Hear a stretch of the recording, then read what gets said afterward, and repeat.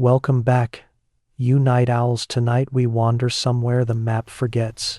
You stand beneath a sky so clear it hums, a salt-white desert stretching in every direction, wind combing through dunes that look like frozen surf.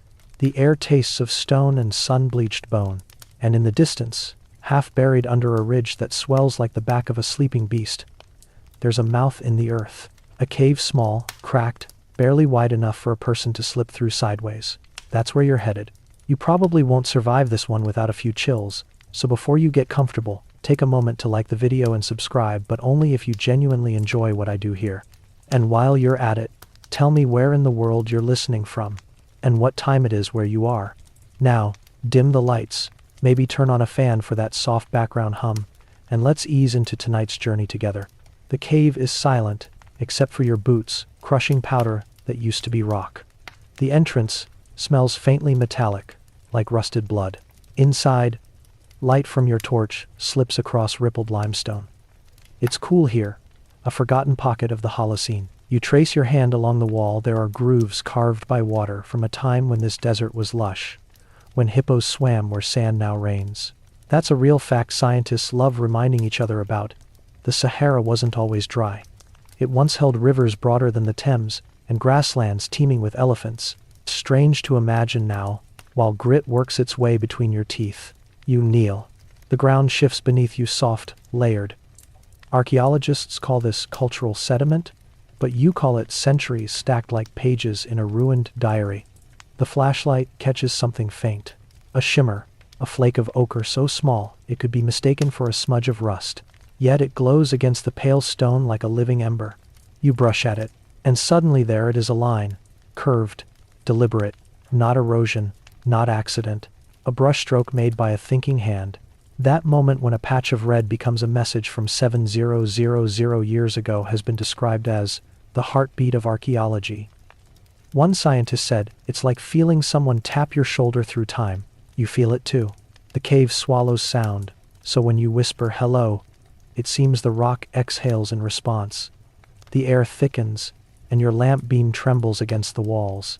The first glimpse of something ancient always comes with that flicker of fear. Not fear of ghosts, but of comprehension, the realization that whoever made this image once breathed, just as you do. The deeper you move, the more the light reveals. Shapes bloom on the stone like memories redeveloping in an old photograph. Limbs, eyes, elongated torsos. At first you think they're animals, maybe giraffes or antelopes, but the proportions are wrong. The head's round, oversized, featureless, hover over thin bodies that seem to twist mid-motion. You step back, trying to catch the pattern. The figures dance, kneel, stretch towards something unseen above them. The pigment is a dark red-brown, iron oxide mixed with something else, perhaps fat or blood. Scientists have confirmed that much, a mainstream fact repeated in journals. Early Saharan artists used iron-rich ochre and organic binders to fix their colors for millennia. What they can't explain is how this mixture survived without fading, while younger cave paintings across Europe turned pale. The recipe seems off, chemically. You shine the light closer and notice tiny grains sparkling in the paint, mica flakes, maybe, or pulverized quartz. The effect makes the bodies glint, as if sweating under an invisible Sunday. That's your first quirky discovery tonight. The paint itself behaves almost alive.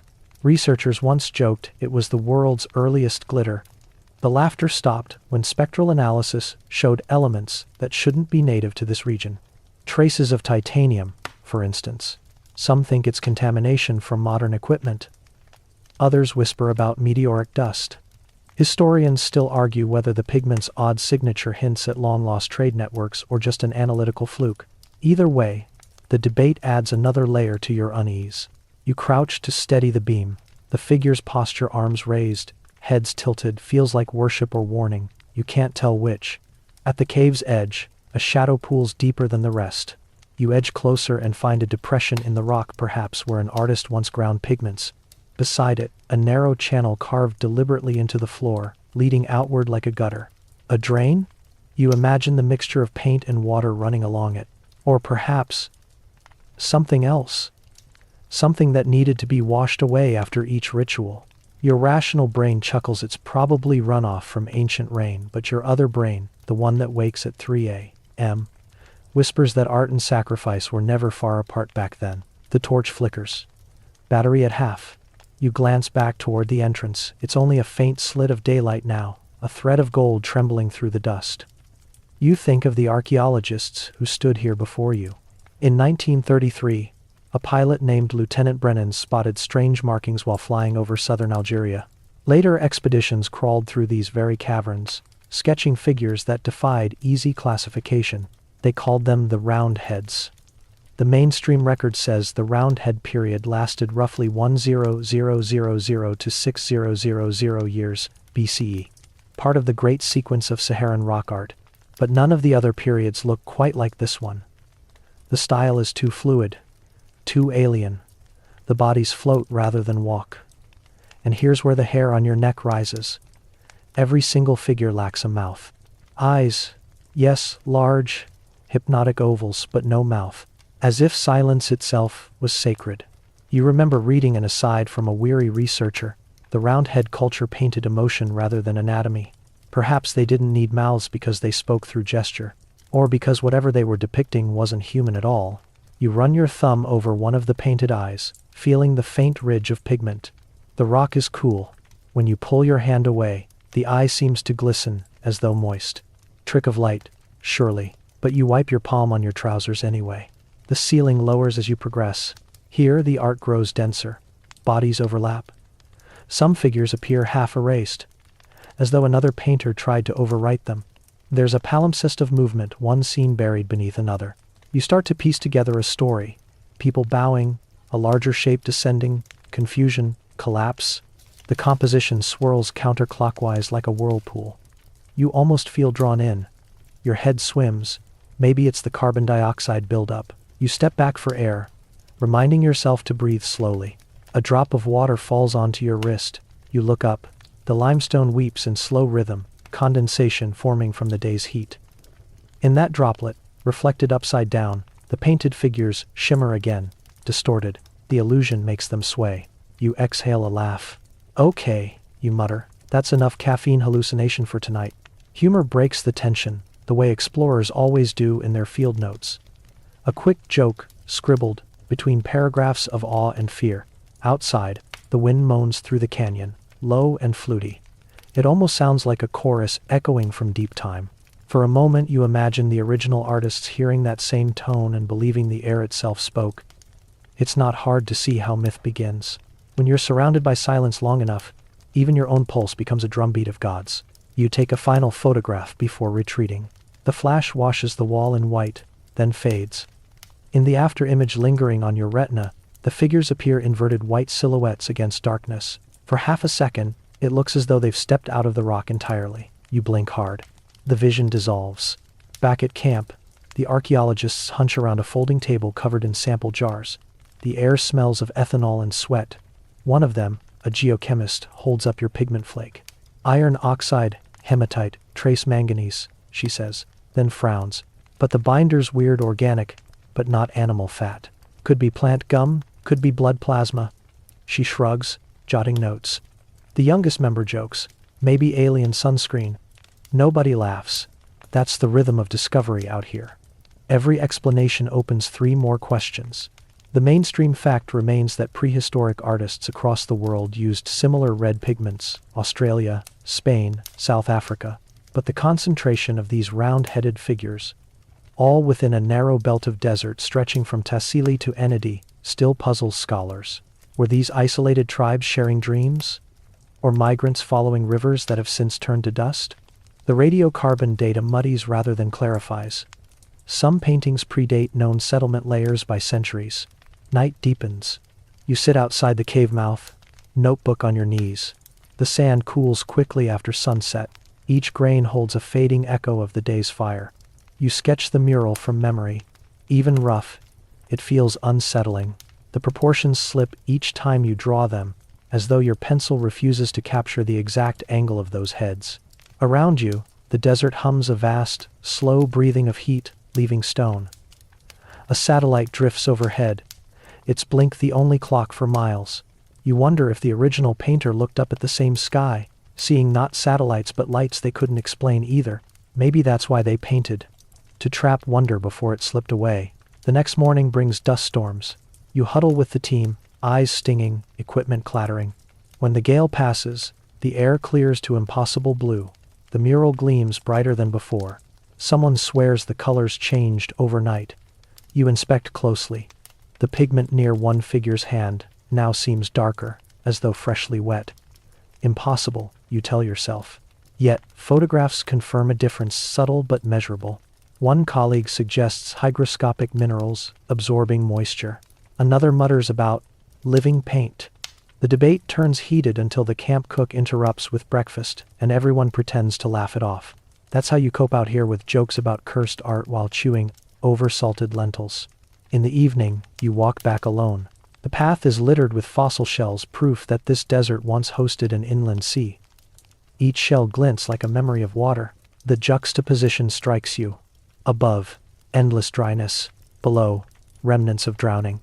Perhaps the painting, too, is a relic of that contradiction made by people watching their world transform from green paradise to sand inferno. Climate collapse isn't new, it's just repeating an old refrain. You duck inside again. The light from your torch skims the figures. You notice something new, a faint line connecting several of them. Like an invisible thread. Closer inspection reveals it's not paint but engraved incision, shallow yet precise. The line curves toward a dark patch in the corner, where soot stains the wall. Maybe they once lit torches there. Or maybe that's the center of the scene, the origin. The notion tickles your imagination. Perhaps the painter intended the firelight to animate these forms, flickering so they appeared to move. You test it by tilting your lamp. The shadows dance. For a second you almost applaud the ancient genius of low-tech animation. But something else happens. One of the painted heads catches a glare, its eyes seeming to elongate. You step sideways, the illusion vanishes. Another step, and it returns, subtly shifted. You recall a phenomenon in rock art called kinetic parallax, designs meant to change with the viewer's movement. That's your factual anchor tonight. Some prehistoric paintings were intentionally distorted so they'd come alive under torchlight. Archaeologists at Lascaux proved that decades ago. The roundhead artists might have known the same trick. Yet here, 7 millennia old, it feels less like artistry and more like presence.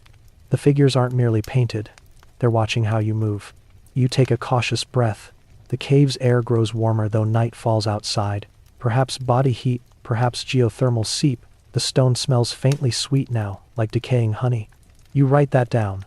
Documentation is your charm against panic. Every field notebook from this expedition reads like a diary of subtle dread scientific prose, masking the primal shiver of being alone with something that predates language.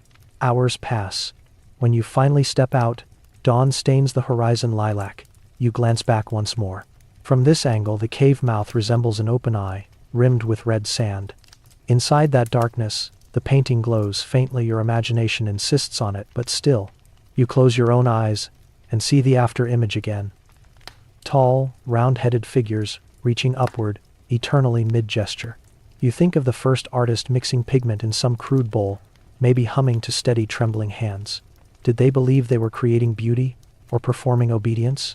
Were they documenting an encounter, or simply passing time as storms raged outside? Historians still can't agree whether prehistoric art was aesthetic expression or spiritual necessity. Maybe both. Maybe every mark was a survival spell, paint the world so it doesn't disappear. Back at base, someone plays a tinny radio. News from the modern world drifts through static talk of melting ice, droughts, cities choking on dust. You smile at the echo. The past is never past. It just hides under a thin crust of present tense. You sip tepid water and jot one last note before sleep. The cave feels awake. Then you close the journal, extinguish the lamp, and listen to the desert breathe. Tomorrow you'll return with scanners and metrics and all the logic the 21st century can muster. But tonight, in this quiet between epochs, you realize you've seen the first spark of the mystery that will consume everyone who studies this cave, the shimmer of a pigment that shouldn't still glow, a painting that feels like it's remembering you. The morning begins with a sound you can't quite name, a combination of brushes, whispering sand, and human breath caught between disbelief and discipline. The archaeologists move like dancers around the wall. each stroke deliberate, almost reverent. You kneel beside them, your gloves coated with the same reddish dust that's been waiting for 7,000 years to be disturbed. Every grain feels like a secret finally inhaled again. Someone mutters, "Go slow." Someone else clicks a camera, the flash bouncing off the limestone. The cave, once a void of darkness, now blooms with a pattern so intricate you can't tell where stone ends and story begins. The faint shapes you glimpsed last night unfold into full bodies, figures twisting in strange synchrony, limbs merging with one another. The paint seems fresh enough to smear. You almost expect one of them to flinch away from the brush. This is the moment of unearthing, the instant when curiosity outweighs fear. You watch the pigment breathe, the dust leap from its cradle into modern lungs, and realize that what you're uncovering isn't just art, it's communication. A message across epochs, written in the only language that survives extinction. Image. The lead archaeologist, a wiry woman with permanent sunburn, leans in with her magnifier. "There's layering," she whispers. "More than one generation of painters." Her finger traces the outline of a taller figure superimposed on smaller ones. This one came later. You can see the overlap. She sketches notes in a waterproof pad, though the cave humidity blurs the ink almost instantly. You see her smile, a mix of triumph and apprehension. Every archaeologist lives for this contradiction. The discovery that rewrites what they thought they knew, and the dread that comes with realizing how wrong they might have been. You notice something unsettling about the figures. The limbs taper to sharp ends, like branches stripped of bark. The heads enormous, rounded, lean toward each other, featureless yet expressive. There's a sense of movement, of crowding inward. The composition pulls you in the same way deep water does, all pressure and silence. The mainstream scientific explanation calls this a transitional style, a bridge between the earlier naturalistic hunting scenes and the later abstract ritual depictions found elsewhere in the Sahara. But up close, it doesn't feel transitional, it feels intentional. The poses suggest ceremony, not accident. You can almost hear the rhythm, the pulse behind the pigment. The brushes sweep again, revealing faint dots around the figures, hundreds of them, like falling embers or spores. "Stippling," someone remarks. But when you count them, 3 around each head, then 4, then one solitary dot above the tallest figure's crown, you sense a pattern. Not random decoration, but perhaps a code. Historians still debate whether prehistoric artists embedded proto-astronomical maps in their murals. Some insist the dots mirror constellations visible in the Neolithic sky. Others dismiss it as coincidence, the human mind's obsession with pattern seeking. Tonight, though, pattern feels like intent. You step back, squinting through the dust haze. The figures seem to stand on a slope of stone, except the stone is perfectly flat. Perspective, an idea supposedly millennia younger than this, appears in their alignment. How could artists from a time before recorded writing understand spatial depth? It's like discovering a smartphone etched on a Roman coin it shouldn't exist. And yet it does, right in front of you. The discovery triggers a flurry of activity. Notebooks open, cameras whir. Someone measures distances with a laser pointer that stutters in the uneven air.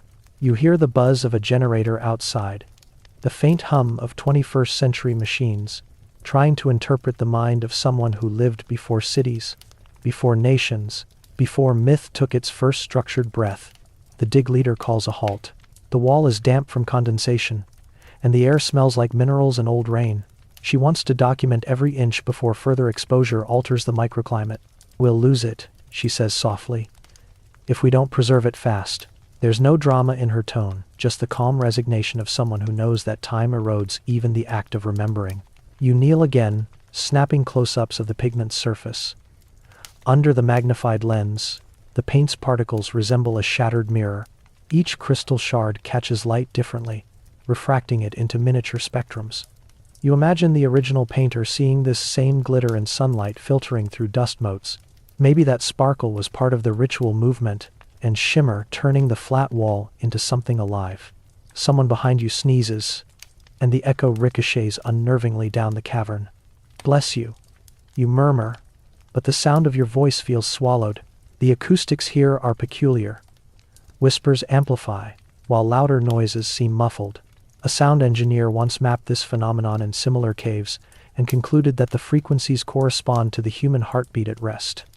Coincidence, perhaps, Or maybe prehistoric artists chose this chamber precisely because it resonated with their pulse, a built-in drum. You recall reading about how ancient temples were engineered for sound as much as sight. Some researchers claim chanting in stone corridors induces altered states, blurring the line between vision and hallucination. Could these artists have done the same? The thought tingles along your spine, that art, sound, and consciousness might have always been one practice, one ritual. The team continues cleaning, revealing more figures, smaller, crouched, huddled shapes beneath the tall ones. A hierarchy becomes visible. The larger beings float, the smaller kneel. Between them lies a strange, geometric pattern, a rectangle divided by diagonal lines. It looks suspiciously modern, almost schematic. That's weird, someone whispers. A map?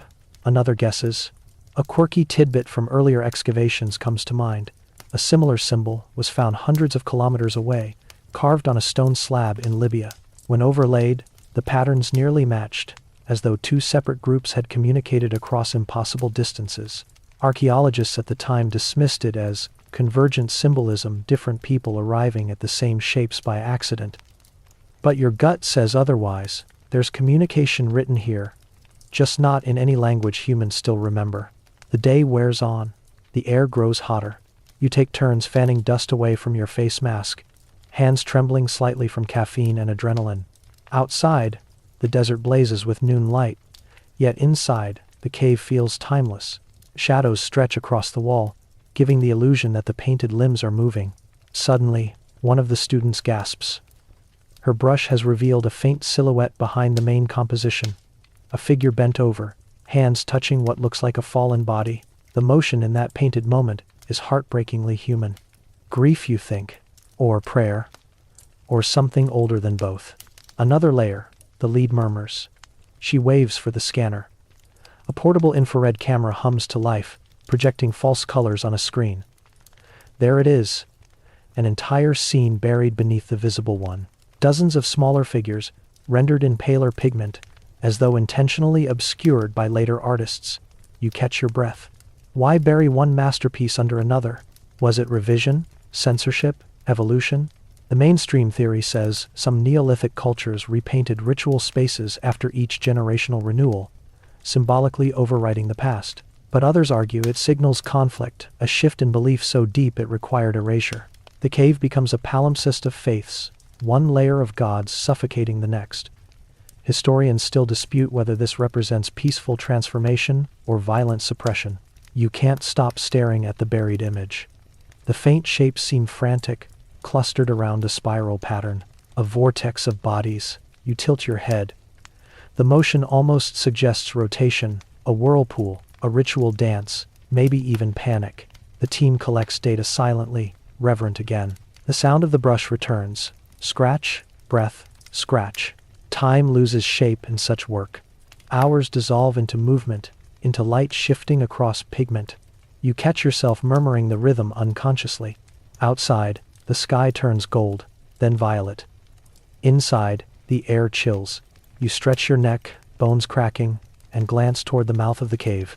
The horizon beyond it glows faintly, a mirage of the prehistoric lake that once filled this valley. The lead researcher claps her hands softly, signaling day's end. Seal the area for the night, she says. Equipment powers down. Generators cough out their last sputter. You linger behind while others pack up, unwilling to leave just yet. The wall glows faintly under the remaining lantern. Without the crowd, the figures appear lonelier, almost weary. You approach one, the tallest. The pigment around its head forms a halo, irregular but deliberate. Within it, faint streaks of blue shimmer like trapped sky. You lean closer, nearly touching the stone. The halo's inner edge has minute scratches, as if something once embedded there was pried loose long ago. Perhaps shell inlay, perhaps gemstone. Whatever it was, the figure's crown was designed to catch light. You imagine how it must have looked under fire, sparkling, radiant, alive. You whisper, "Who were you?" The question hangs unanswered. The desert outside exhales. A soft gust slides through the entrance, carrying grains of sand that settle onto the floor in perfect silence. You feel absurdly small. Later, around the campfire, someone jokes to lighten the mood. "You think they buried treasure in there?" Another replies, "Sure. If your idea of treasure is cursed pigment, laughter flares, brief but genuine. You realize this is the only way humans handle awe, by mocking it. Domestication through humor. Still, when the laughter fades, nobody looks at the cave. You eat canned beans and stale bread, scribbling notes. The flames dance, make shadows lurch on your notebook pages, like the figures on the wall. You write down details you might forget tomorrow. The chemical odor, the shimmer under condensation, the faint electric static that raises hairs on your arm when you stand too close. Your pen scratches slower, exhaustion heavy, but satisfaction deeper. Then, movement at the corner of your eye. You turn. Nothing. Just the cave mouth, black as ever. But you could have sworn you saw a flash, like metal catching moonlight. You tell yourself it's reflection from someone's equipment. Yet no one else is near. The generator's off. There is no metallic surface left exposed. You note it in the margin anyway, because denial doesn't belong in field notes. Later, lying in your tent, you replay the day in your mind. The figures, the layering, the dots like constellations. Your rational brain tries to categorize everything, while another part of you, the part that still dreams in images, feels the pattern breathing beneath logic. It's the same sensation sailors must have felt staring at unfamiliar stars, the suspicion that the universe itself is staring back. Sleep comes in fragments. You dream of hands pressing from the inside of the rock, reaching through pigment as if the painting were a membrane. When you wake, dawn has barely broken. The desert is still. Your breath fogs slightly in the morning chill. You laugh quietly at yourself. Field stress and dehydration can do strange things. But when you unzip the tent and step outside, the cave entrance glows faintly. Sunlight hasn't reached it yet. You walk closer. The glow fades as you approach. Just lingering phosphorescence, perhaps. Still, you glance once more before turning away, and the outline of that tall, haloed figure seems sharper, almost defiant against the dim. By the time the team gathers again, the day feels new yet unchanged. The brushes resume, the murmurs start, science reclaims its order. But deep down, you know that the moment of unearthing never truly ends. It continues quietly in your mind, in the steady pulse of that painted crowd frozen mid-motion. Each sweep of dust reveals more than pigment. It reveals reflection, the human urge to leave something behind that outlasts flesh, logic, and even language. You feel privileged, terrified, and profoundly aware that some discoveries don't just rewrite history. They rewrite the boundary between observer and observed. The dig continues, measured and methodical. Yet, in some corner of your mind, the memory of that first glimpse read against pale stone stays alive, glowing softly, waiting to be remembered again by someone else 7,000 years from now. The cave doesn't sleep, not really. Even when the team pulls back for the night and the generator's quiet, something hums faintly within the stone, a vibration too low to be sound, too steady to be mere imagination. You stand at the threshold again, flashlight trembling in your hand, and think about the people who painted these walls, the so-called roundhead people. A name both too simple and too mysterious for what they left behind. When archaeologists coined that term decades ago, they thought it would be temporary, a placeholder until more data arrived. But data rarely arrives cleanly from 7 millennia away. What remains are the heads, bulbous, smooth, mouths absent, eyes blank as moons. Every figure in these caves seems defined by that strange anatomy, as if humanity took a detour through dream logic before returning to recognizable form. You step closer to one of them, the tall central figure. The surface gleams with iron oxide and something darker underneath, an almost purple undertone that modern pigment analysis struggles to replicate. The mainstream fact, documented in excavation reports, is that these figures appear primarily across the Tassili Najjar Plateau, spanning thousands of square kilometers. Some scenes show hunting or dancing, others what scientists carefully call enigmatic postures. You roll the phrase in your mind. It's a tidy academic way of saying, we have no idea what's going on here. The flashlight beam wavers, and the painted eyes catch it like mirrors. You wonder what the artists saw when they looked back at these same walls. Did they see themselves, or something else reflected? The smooth heads suggest helmets, or masks, or beings whose skin wasn't skin at all. A few early explorers, less bound by peer review, once suggested these figures represented visitors from the sky, ancient astronauts before the phrase had cultural baggage. That's the quirky tidbit still whispered at conferences, half jokingly, half fearfully.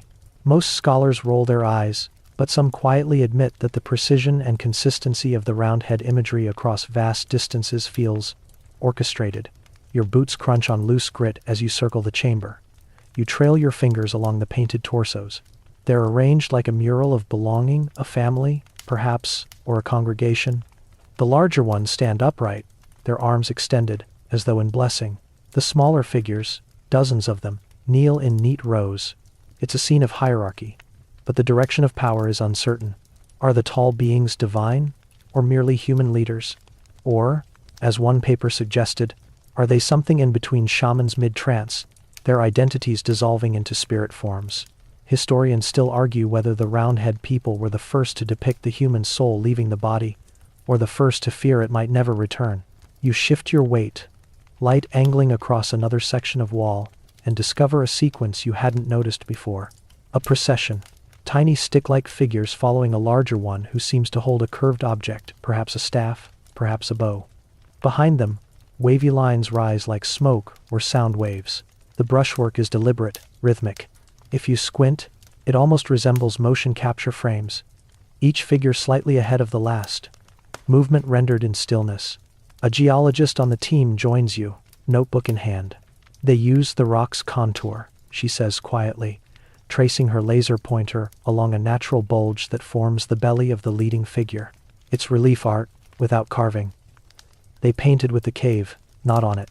You nod, marveling at the subtlety prehistoric artists exploiting geology as composition. That's a verifiable fact. Across multiple Roundhead sites, the natural rock topography forms part of the imagery, suggesting deep spatial awareness. Yet the effect here is almost supernatural. It makes the figures seem to breathe with the mountain itself. The geologist steps away, leaving you alone with the mural. You lower yourself onto a cold slab of stone. Dust eddies in your light beam, spinning like the same dots that halo the painted heads. You start counting again, involuntarily. 3 dots near one head, 5 near another. Could they signify people, or celestial points, or maybe sounds? You remember an obscure ethnographic comparison: the Tuareg of later millennia carved triple dots on gravestones to represent the syllables of a name never to be spoken aloud. Could the Roundheads have done the same? Names as stars, identities immortalized as patterns of pigment. Outside, a gust of wind sighs through the narrow valley. You glance back toward the mouth of the cave, where sunlight has already faded. The world beyond is bronze and silent. You think of the Sahara not as a desert, but as a graveyard of lakes, a place where time itself fossilized. 7,000 years ago, this was Eden green savannas, acacia groves, hippos wallowing where sand now writhes. The Roundhead people painted while storms still rolled across fresh grass. What did they see when the rains stopped? Did they watch the herds die and think the gods had turned away? That question, what happened to them, hangs over every expedition. No bones have ever been found directly associated with their sites, no tools, no dwellings. It's as if they walked off the stage and erased their footprints. Some scientists suggest they were nomads who migrated south as the climate dried, their descendants absorbed into later pastoral tribes. Others insist they vanished outright. A few, usually the ones who return from fieldwork with insomnia, admit the unsettling thought that maybe the Roundheads never were a population at all, but a phase of consciousness that flickered and ended, like a dream evolving into wakefulness. The night settles in layers. The campfire outside sends orange pulses into the cave, briefly animating the painted crowd. You can almost imagine voices murmuring, words shaped by wind. One of the researchers starts humming a tune to stay calm, a folk melody that trembles on the edges of minor key. The acoustics pick it up, stretching the note so that it echoes back distorted, multiplied. The effect is eerie. One voice becomes several, as though the Roundhead choir has joined in. Everyone goes quiet after that. The following morning, the team documents the chamber in full. You lug equipment deeper, trailing cables and reflectors, the smell of ozone clinging to everything. Photogrammetry requires dozens of overlapping shots, and your camera clicks like a metronome of obsession. Through the lens, details leap out that the naked eye misses: fine stippling around torsos, pigment drips frozen mid-run. It feels uncomfortably intimate, like photographing the skin of a sleeping giant. When you stop to review the captures, one frame arrests you. In infrared, A faint secondary pattern appears behind the main figures, concentric circles radiating from a central void. You zoom in until pixels distort. The circles are perfect. Too perfect. Natural mineral rings couldn't align so symmetrically. You call the lead archaeologist, and she frowns at the monitor. Interesting, she says. The scientist's polite synonym for unsettling. She jots a note. Possible ritual motif, non-random geometry. Later, she confides that similar circular patterns appear at distant round-head sites, always behind or beneath the figures, never beside them. Some interpret them as shields, others as solar disks, others as portals. Historians still debate whether they represent cosmology or consciousness itself. Whatever they are, they form a silent architecture behind the humanity or inhumanity of the paintings. You decide to test something. You switch off the artificial lights one by one until only your flashlight remains. The beam wavers across the painted crowd. The circular motif catches it and seems to recede, creating the illusion of depth. You move the light slowly in arcs. The figures appear to pivot, heads turning, limbs flexing. You realize with a jolt that the composition was meant to be animated by torchlight, an ancient proto-cinema. The artist designed it for movement, for performance, for an audience that stood exactly where you are now. A small laugh escapes you. 7,000 years, you whisper, and they still direct the lighting. The joke steadies your nerves, but doesn't erase the goosebumps crawling up your arms. Somewhere deep in the neural archive of humanity, art has always been theater, and you are its latest spectator. At lunch, you sit outside with the others, squinting against the white glare of noon. Conversation drifts toward origins, the perpetual question. Who were these people? Someone mentions cranial deformation practices found in later Saharan burials, skulls elongated to mimic the roundhead style. Another researcher counters that those burials date millennia later, suggesting cultural memory rather than continuity. The debate spirals. One claims the roundheads were spiritual ancestors of modern Berber tribes. Another argues they predate all known linguistic roots. You stir your rehydrated stew and listen, aware that everyone is chasing identity not to define the past but to protect the present. If these beings were too different, too early, then our own lineage feels less certain. After lunch, you wander alone to a smaller chamber adjacent to the main mural. The air is colder here, carrying a faint metallic tang. You shine the light and gasp softly. On the wall, 5 massive faces stare out, nothing but heads, featureless except for enormous eyes. No bodies, no context. Just eyes, as wide as dinner plates, staring from an ocean of stone. Each eye contains a tiny dot, at its center a pupil, a star, no one knows. The pigment here is darker, nearly black. You recall reading that the ancient artists sometimes mixed manganese oxide with their ochre, producing a velvety finish.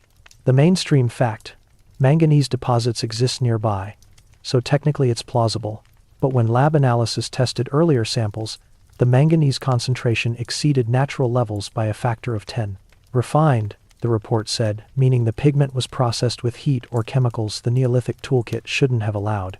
You lean closer. The rock around the eyes seems slightly concave, like sockets.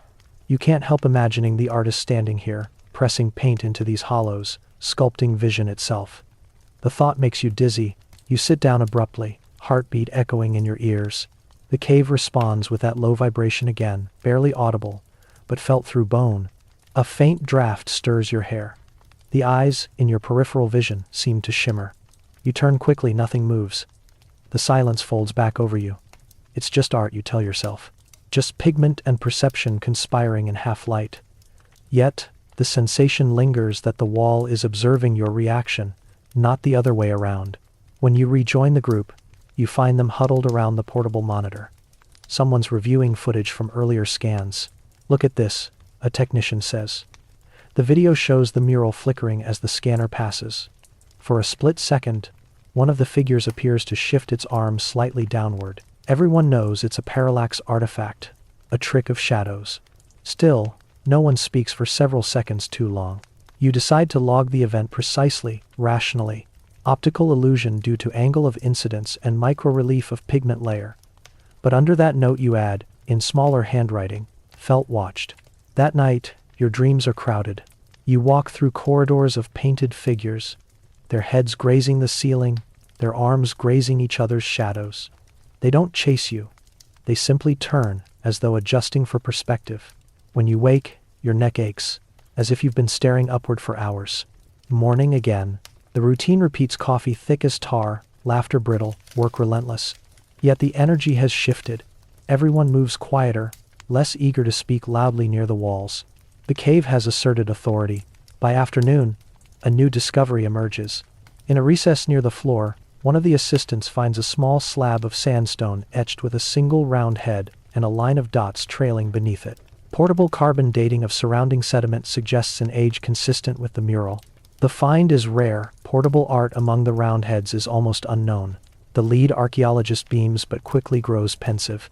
It's like they took a piece of the wall with them, she murmurs. Maybe a relic.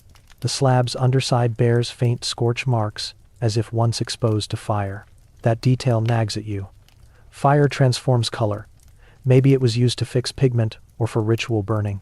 Either way, it links paint to heat, image to transformation. You jot in your notebook, art as combustion, creation through destruction. The phrase feels poetic, maybe too much so. But it captures the unease, the sense that every act of painting here was also an act of undoing. Evening descends. The last rays of sun strike the cave mouth, igniting the red pigment until it almost glows. The figures shimmer, alive again. You watch in silence, dust motes swirling like slow snow. For a moment, you swear you hear faint footsteps behind you, but when you turn, there's only the whisper of sand sliding from the roof. You exhale shakily, forcing a smile. Probably just the wind remembering how to walk, you mutter, and the sound of your own voice steadies the air. Later, back at camp, the generator hums against the backdrop of a rising moon. Everyone pretends to work, but really they're waiting for darkness to settle fully. You lie on your cot, notebook open to a half-written sentence. They painted what they saw or what saw them. You tap your pen against the page, unable to decide which possibility frightens you more. When you finally close your eyes, the round heads follow you into sleep again, their silent gaze expanding behind your eyelids. You dream of endless sand, of rivers returning, of figures walking calmly across water toward you, their reflections rippling in colors older than language. You wake to the crunch of boots and the rattle of equipment cases being dragged through sand. The camp has erupted in quiet frenzy. Every conversation is clipped, every gesture brisk. Someone has received the new carbon dating results. You pull on your jacket and stumble into the blinding morning glare, half expecting bad news about contamination or miscalibration. Instead, the lead archaeologist looks at you with an expression that sits somewhere between awe and dread. The earliest layer, she says, holding the printout, is older than we thought. Much older. How much? You ask, rubbing the sleep from your eyes. She hesitates, then answers. 7,000, give or take a few centuries. Possibly closer to 8. You whistle softly. The figure doesn't just stretch the known chronology, it shatters it. That date pushes the roundhead art far beyond the established timeline of settled communities in this region. According to every textbook you grew up with, the Sahara was still largely uninhabitable back then, and human groups were hunter-gatherers just beginning to flirt with permanent camps.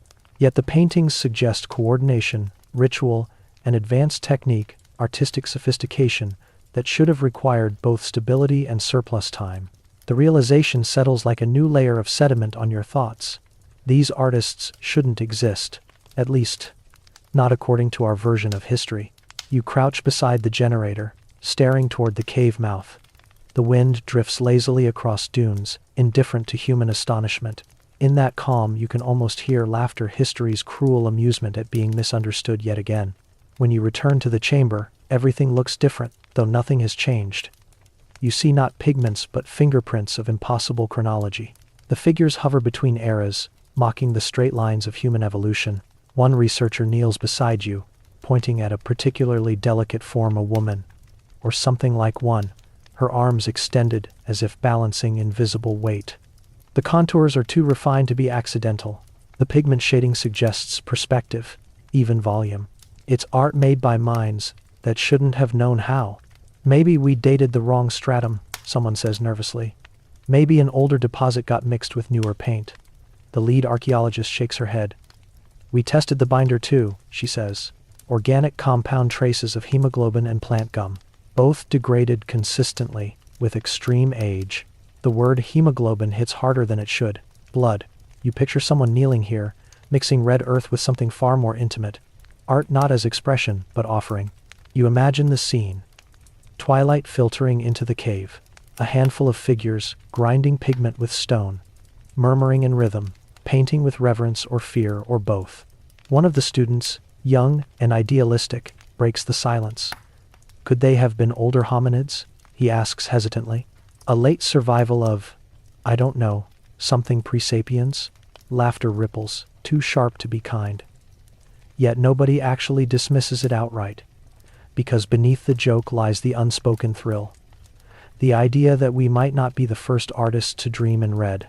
A mainstream fact comforts you for a moment. There are older paintings elsewhere. Sulawesi in Indonesia, El Castillo in Spain, even the ochre fragments from Blombos Cave in South Africa, dated to 90,000 years. But those are abstract dots, hand stencils, primitive gestures.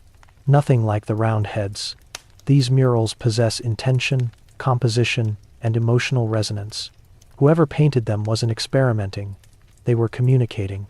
You crouch closer to inspect a section where pigment has chipped away. The underlying rock is smooth, pre-polished before painting. That's another impossibility. Polishing requires both time and tools. Sandstone blocks used like sandpaper, repeated over hours until the surface gleams. The nearest known examples of such preparation date thousands of years later in Mesopotamia. Yet here it is, in a Saharan cave, long before cities existed. You brush your gloved thumb over the surface. The paint flakes whisper away, exposing a faint incision beneath a deliberate groove outlining one figure's torso. The groove catches light, creating a subtle 3D relief effect.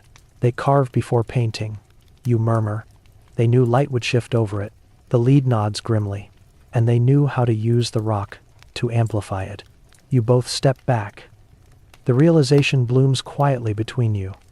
This isn't random decoration but designed experience, a prehistoric gallery built for performance. The team sets up new spectrographic gear. The hum of machines mingles with the sigh of the cave. A duet of modern and ancient. The data comes slowly, lines of numbers scrolling across screens. Some pigments contain traces of copper and rare earth elements not found nearby. Import implies trade routes or movement across hundreds of kilometers. Impossible for small, nomadic bands without pack animals. A quirky tidbit surfaces from an older field diary you flip through later. An explorer from the 1952 swore he found obsidian tools here, though obsidian doesn't exist naturally in the Sahara.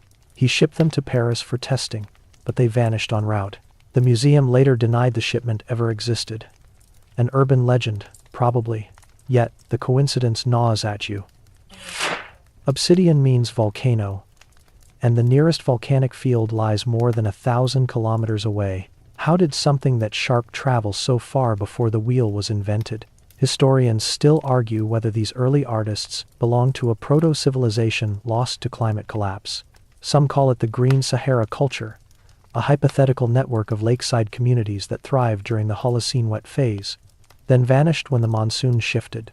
Others dismiss it as romantic speculation. You find the debate less interesting than the silence between its lines, the way both sides circle the same unspoken admission. We don't know what kind of minds painted this. As you document each figure, you start noticing something unnerving. The tallest forms, those giants dominating the panels, share nearly identical proportions. The ratios of limb to torso are exact to the millimeter. Random artisans could never replicate that consistency without some kind of standard measurement. You run calculations, comparing distances with a laser tool. Every giant measures 2.1 meters in height on the rock face, scaled proportionally to the wall's curvature. That would correspond to actual beings roughly 3.5 meters tall if the figures were drawn life-size. You laugh uneasily. Stylization, you mutter. But the numbers refuse to behave. The rest of the team doesn't want to talk about it. They could be symbolic, says one. Bigger equals power. Yet even she avoids eye contact with the mural. In the half-light, those proportions seem disturbingly real. By late afternoon, the heat outside swells until it presses through the stone like a heartbeat. Sweat drips from your temples as you crouch beside the pigment grinder carved into the floor. The residue inside glows faintly red, like rusted embers. When you shine your UV light, the bowl fluoresces. Organic residue still lingers, fatty acids mixed with something that doesn't quite match any known sample. Contamination, the chemist mutters, but her voice wavers. The spectrum shows peaks corresponding to human protein chains, and one anomaly she can't name. The screen flickers. She kills the device abruptly. "We'll run it again tomorrow," she says, too quickly. That night, the camp feels tense. The generator drones like an insect. The smell of diesel clings to the wind.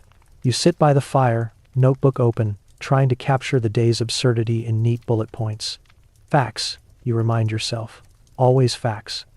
But the facts themselves feel slippery. The more precise the data, the less sense it makes. You flip through the sketches of the mural again. Something clicks. The smaller figures kneeling below the giants have elongated skulls, subtly conical.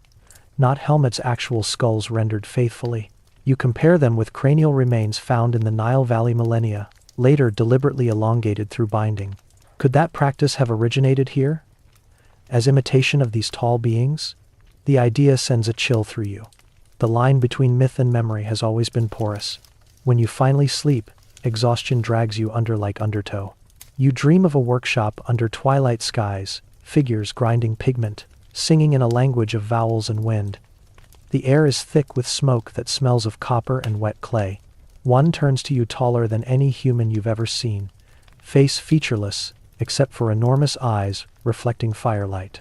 It dips its brush into the bowl and paints the wall with deliberate slowness, tracing a spiral that keeps expanding until you realize you're standing inside it. You wake gasping, lungs raw, heart pounding like a drum. At dawn, you find half the camp awake, bleary-eyed. Couldn't sleep, one mutters. Dreams. Nobody elaborates. You don't either. By mid-morning, the team resumes work. The lead archaeologist's patience wears thin. Too many anomalies, too many unexplainable details. She orders new samples cut from the wall's edge for dating. The process feels almost sacrilegious, chiseling away millimeters of ancient pigment. But science demands sacrifice, and art endures mutilation better than mystery. While the others prepare the sample containers, you wander to a far corner of the cave where no one has worked yet. The air is cooler, the silence thicker. Your flashlight beam catches faint marks on the ceiling, tiny human forms arranged in concentric rings. You crane your neck. They're painted upside down, feet toward the center, heads radiating outward like petals of a strange flower. The symmetry is mesmerizing. You call the others. They gather below, heads tilted. "What do you make of it?" you ask. "Maybe a dance circle?" someone guesses, or celestial chart. The chemist shakes her head slowly. "Look at the overlap. Those aren't layers. It's one continuous motion, single artist painting from center outward." The logistics baffle you. The ceiling's too high to reach without scaffolding, yet there are no tool marks on the floor, no residues of ladders or supports. Did the artist paint lying on the ground, using a stick?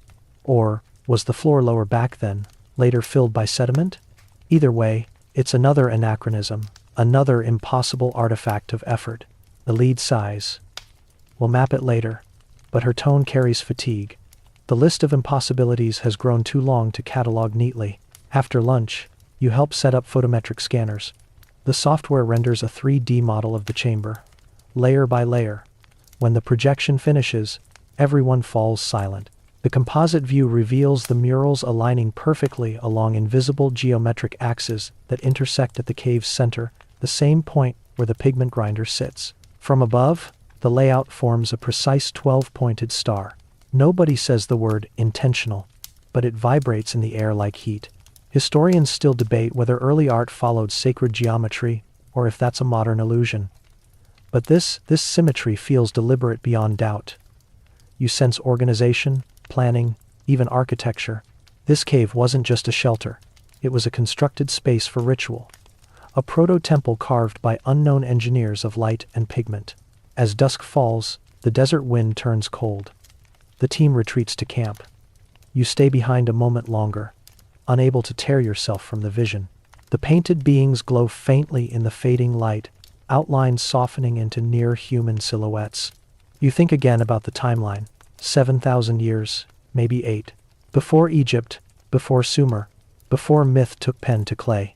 Yet here art of clarity, geometry and skill rivaling any later civilization. You whisper into the darkness. Who were you? No answer. Just the faint hiss of sand shifting through cracks, like the breath of someone half asleep. That night, as you log the day's notes, you write a single line before closing the journal. They painted the world before the world existed. You're not sure what you mean, but it feels true. When morning comes, the desert seems to hold its own breath. The sun rises pale and cold, a coin behind dust.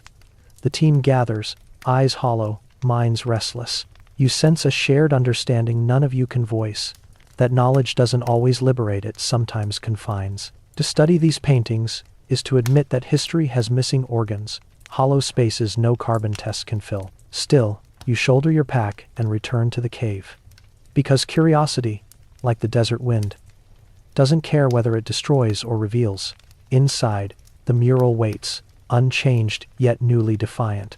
The giants stand silent, the kneeling ones still pray, the concentric rings still pulse faintly under your light, and for the first time, you feel an odd tenderness for these impossible artists, the strangers who shouldn't exist, but do, forever suspended between pigment and myth, daring you to look closer. Morning hits the desert like an argument, sunlight fierce, colorless, merciless. Every dune glitters, every rock hums with heat before breakfast even starts. The team moves sluggishly around camp, eyes rimmed red, coffee boiling black in the dented kettle that tastes faintly of sand. You chew dry bread and stare toward the cave mouth, still dark against the glare, like a pupil dilated in an endless stare. Somewhere inside, those pigments wait unchanged, unrepentant, and suddenly far too alive for comfort. By now you've grown used to strangeness, but nothing quite prepares you for the day pigment becomes its own riddle. The chemist sits cross-legged beside her portable spectrometer, a shade cloth draped overhead like a magician's tent. The laptop screen glows in the half-light, scrolling peaks and valleys of spectral data. You hand her the latest chip of red paint, scraped from the wall's edge, sealed in a sterile tube. She hums softly while loading it, the machine humming back a duet of curiosity. "Let's see what you're made of," she says to the pigment, half teasing. When the data settles, everyone crowds around. The composition reads like a recipe from a planet that shouldn't exist. Iron oxide. Yes, but also traces of copper, titanium, and minute amounts of a crystalline structure resembling anatase, a polymorph of titanium dioxide that usually forms under intense heat and pressure. Could be contamination from the rock, someone suggests. The chemist shakes her head. The ratios are wrong. These minerals don't coexist naturally here. They had to be mixed. Mixed. The word lands heavy. 7,000 years ago, no known culture had the technology to refine or combine such materials deliberately. You picture it prehistoric hands, grinding stones into powder, heating them somehow, combining them in ratios that wouldn't make sense again until modern chemistry. The mainstream fact says ancient pigments were simple. Ochre, charcoal, manganese. Nothing exotic. But this is metallurgy, disguised as art. Could lightning strikes do it? A student asks. Fuse minerals locally? Maybe, the chemist admits. But then every strike would have to hit the same spot, repeatedly, over centuries. She sighs, scrolling through data. I'm not saying it's impossible, I'm saying it's statistically rude. That line earns laughter, the first of the day. Even out here, humor is how humans cling to sanity. Still, nobody leaves the shade. The air tastes metallic, as though the desert itself resents being questioned. You walk toward the cave alone. The temperature drops instantly upon entering. The smell of limestone and ancient dust wrapping around you. The beam of your flashlight catches flecks of red, gold, even faint green along the mural's edge. Under ordinary light, the colors are muted. Under angled light, they shimmer like fish scales. You've seen mineral sparkle before, but this is different. The shimmer seems to follow your gaze rather than reflect it. You step closer, heart thudding. Each granule of paint appears suspended in the rock rather than applied to it, like pigment fused into stone through alchemy instead of brush. You press your palm against the wall. The surface is cool, smooth. You feel a faint vibration, not sound, exactly, but a low hum that registers in bone. You pull your hand away quickly, chuckling nervously. Thermal expansion, you whisper to yourself. But the echo of your voice sounds wrong, hollow, doubled, like another throat whispered back.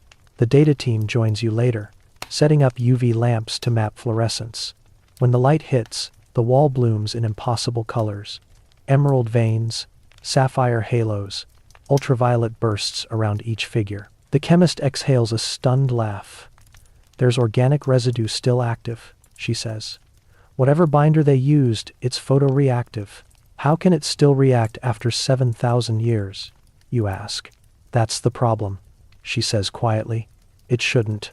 They so bad on of live. And made us the roof friend, and made of fines. The binder, it turns out, contains complex carbon chains, something akin to plant resin, maybe tree sap, but with chemical stability far beyond natural degradation timelines. Someone jokes about alien varnish. No one laughs this time. Historians still argue whether these pigments came from local materials or long-lost trade routes stretching into sub-Saharan Africa. But even if that were true, the logistics would be absurd.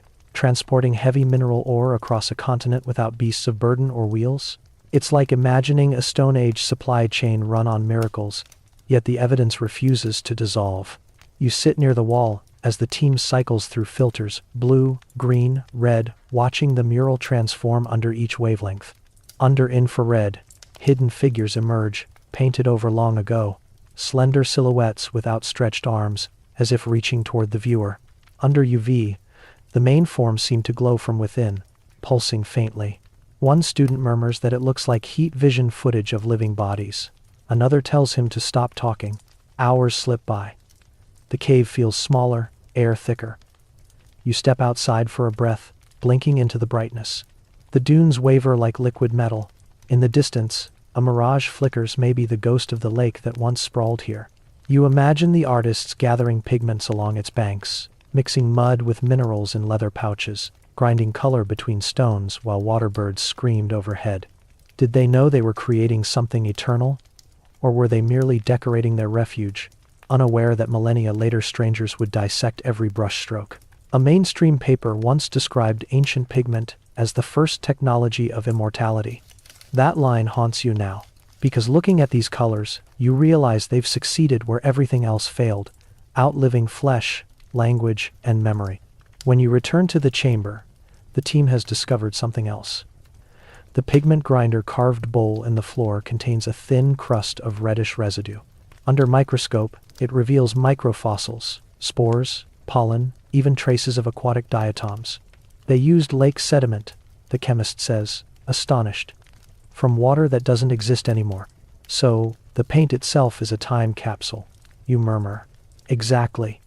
A geological archive inside art. Thank you for watching, and then Setter de Reaver. It's a brilliant, almost poetic discovery. But then she frowns, zooming deeper into the slide. That's strange, she mutters.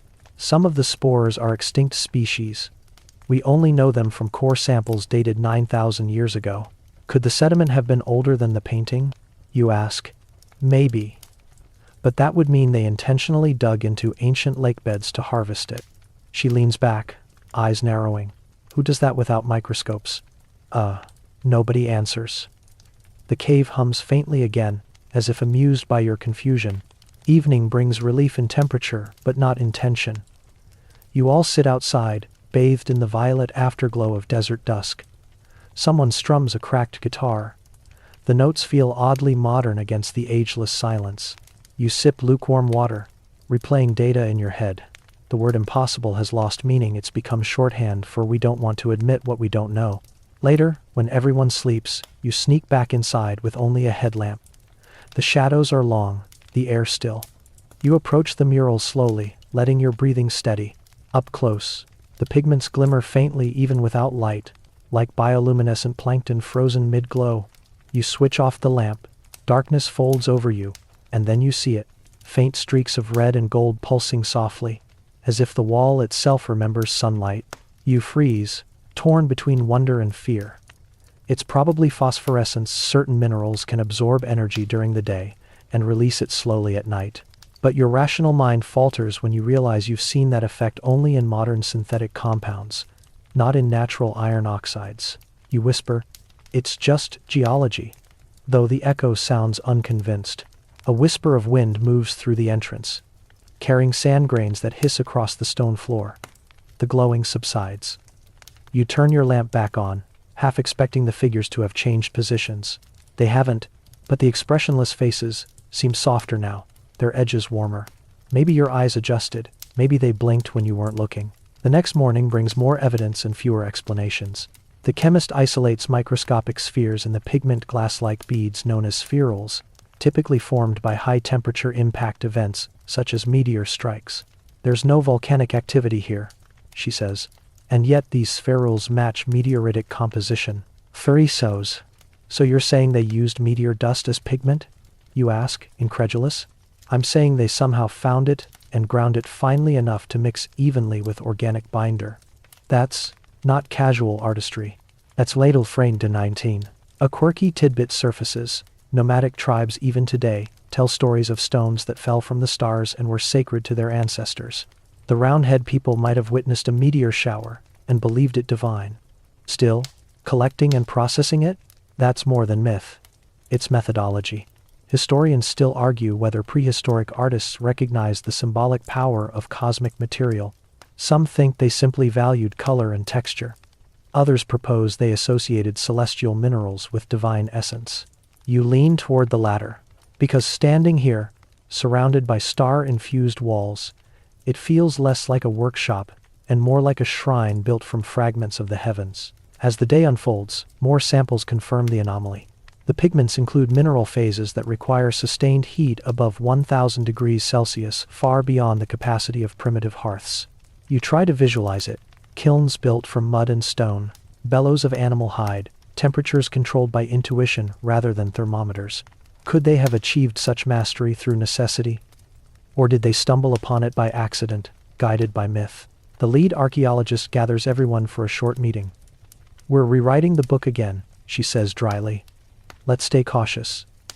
Extraordinary claims, extraordinary evidence. Her tone is professional, but her hands tremble slightly when she folds the data sheets. You all nod, yet no one feels triumphant. Discovery doesn't always taste like victory. Sometimes it tastes like vertigo. That night, sleep refuses to come. You lie awake listening to the wind rake across canvas, thinking about those glowing pigments sealed in darkness. Every civilization paints itself into eternity, but these artists painted with the universe, iron, copper, stardust, blood. Maybe that's why the colors endure. Maybe they aren't fading because they've already joined the cosmic cycle. You rise quietly and step outside. The stars above are savage in their clarity, endless and close. Somewhere out there, the same elements that stain the cave pulse in newborn suns. You wonder if the artists knew that if, when they mixed red earth with skyfall and dust, they understood they were uniting heaven and ground. Perhaps they didn't need words like chemistry or religion. Perhaps they called it survival. When dawn breaks, the horizon blurs pink against silver dunes. You return to the cave once more, light steady, breath calm. You whisper to the wall, as though to an old friend. I think I understand now, you say, though you don't. What you mean is, you feel connected to something immense, something that paints through you even now. As the day brightens, the pigments dull again, returning to their normal rust and ochre hues. But deep inside the layers, microscopic spherules of meteor dust still shimmer unseen, defying age and entropy. They've outlasted their makers, their myths, and maybe even the need for interpretation. You close your notebook with a quiet finality. Some mysteries, you realize, don't demand solutions, they demand witness. The Roundhead artists may have vanished, but their pigments remain, impossible, immortal, whispering in a language older than fire, older than fear. And as you step back into sunlight, the desert greets you with the same blinding indifference, as if to remind you that wonder is never free, it always costs certainty. The next discovery comes quietly. The way storms sometimes begin not with thunder, but with stillness so absolute it becomes its own warning. You're crouched in the chamber again, tracing the edges of one of the taller figures, when your flashlight beam catches something above it. Faint outlines so faint you almost miss them, curl through the airspace around the main bodies like ghosts of motion. They're not scratches, not cracks. They're brush strokes, deliberate and free. You signal the team. Look here. above the figures' heads. The chemist and the lead archaeologist crowd close, breath held. Under ultraviolet light, the new shapes come alive, human forms rising, suspended horizontally, as if floating upward into nothing. No ground beneath them, no supports, just levitation, dozens of figures, mid-air, painted with soft grace, as if gravity were merely a suggestion. Beneath them, smaller figures crouch or cover their faces, hands splayed upward. The composition is unmistakable. Something ascends while others cower. Ritual, someone whispers. Or panic, someone else says. The chamber seems to shrink as you realize what you're looking at, the earliest known depiction of flight, 7,000 years before anyone carved wings from myth. The mainstream fact is well established. Most prehistoric art centers on hunting or fertility. Rarely does it show movement beyond running or dancing. But these are not dancers. They're drifting, weightless. The pigment around them fades into wispy streaks, like rising smoke or vapor. You zoom in with the camera, the composition deepens. Each floating figure faces the same direction, toward a crescent shape painted at the ceiling's edge. You lean back until your neck aches. The crescent gleams with metallic residue, copper traces oxidized green. Under angled light, it resembles a curved object in motion. Perhaps the moon, perhaps something else. The lead archaeologist exhales. So they saw something in the sky, she murmurs. Something that frightened them, or inspired them, you counter. Same thing, sometimes, she says, not looking away. As documentation continues, every flashlight beam flickers strangely, as if air between you and the mural bends light slightly. The physicist on the team, normally immune to poetic nonsense, checks his instruments. Humidity's low, he says, puzzled. No reason for refraction. But you all see it. The figures shimmer, edges vibrating like heat haze. Historians still argue whether the round-head people depicted actual experiences or symbolic visions. Some interpret such scenes as shamanic trance imagery, souls ascending during ritual. Others claim they're literal. The artists witnessed celestial events, meteors, auroras, perhaps even ball lightning. Yet none of those explanations account for the human expressions fear, awe, surrender so vividly captured in line and form. You can almost feel their heartbeat through the wall. A quirky tidbit resurfaces from an old ethnographic text. Among the Tuareg, there's a legend of the day the people rose like dust and were taken by the wind.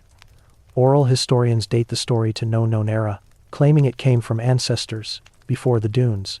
The phrasing echoes eerily through your mind as you study the levitating forms, before the dunes, before this desert even became itself.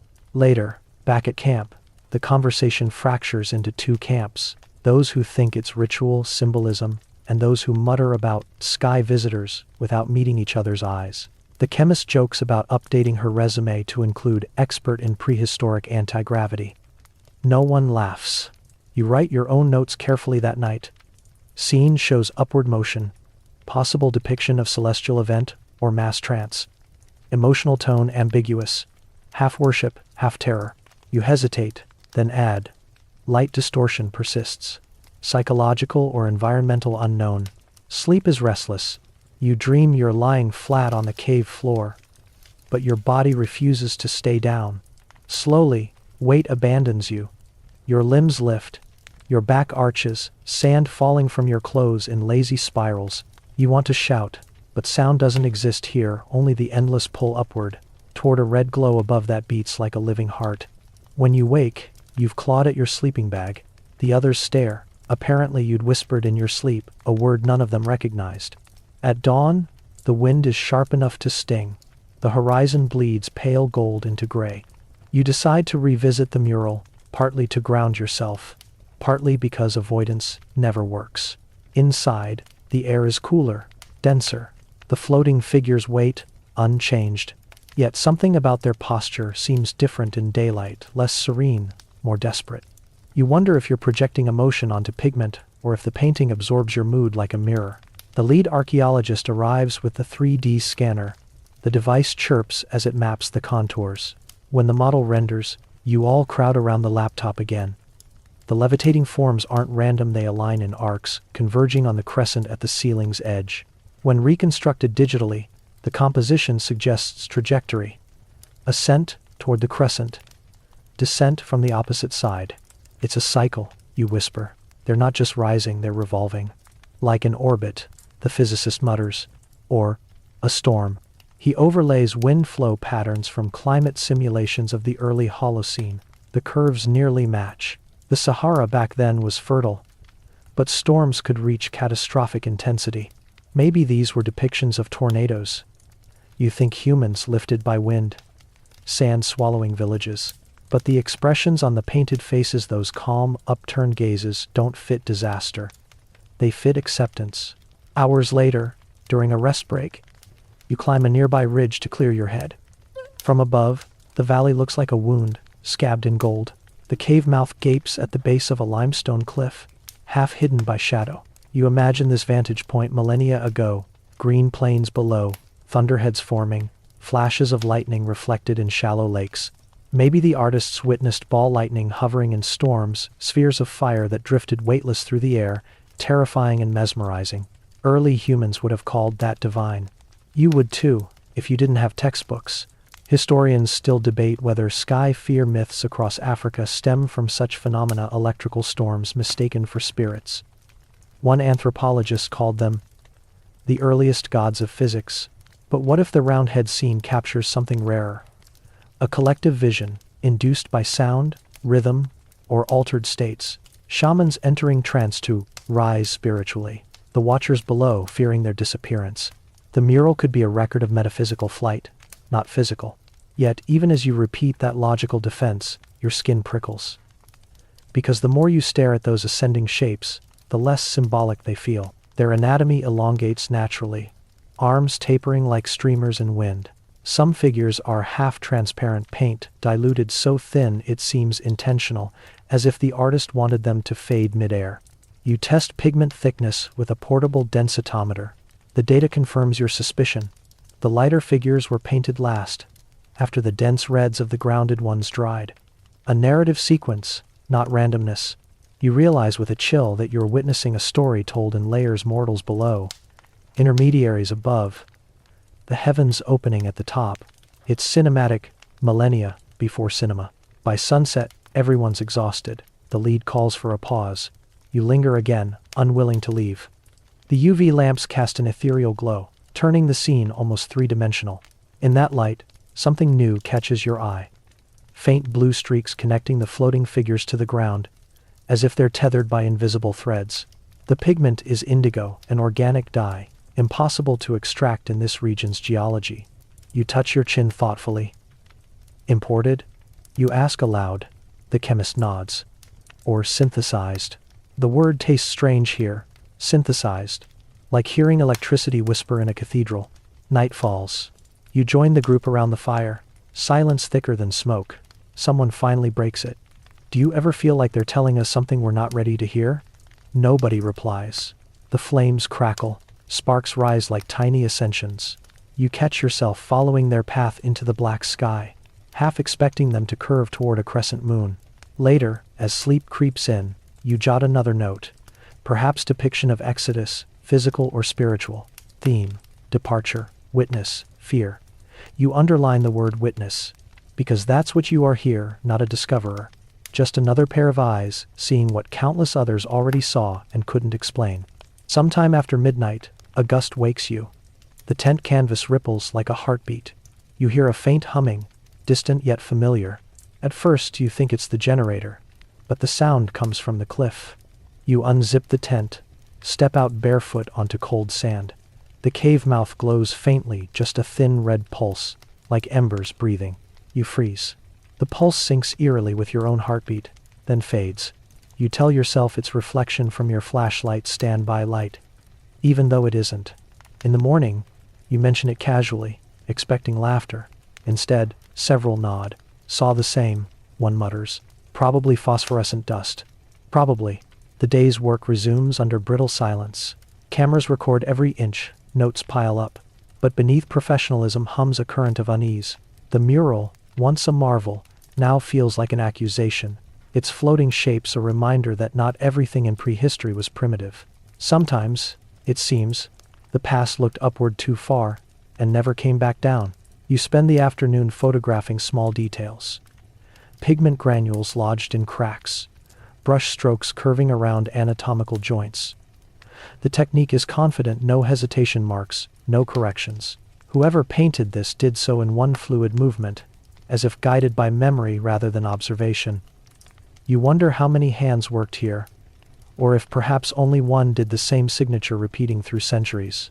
A mainstream paper once suggested the roundhead style might have persisted for generations under a single ritual lineage, master to apprentice. But if these figures spanned centuries, then the memory of the levitating ones must have haunted them for lifetimes. Historians still argue whether continuity like that is possible without written language.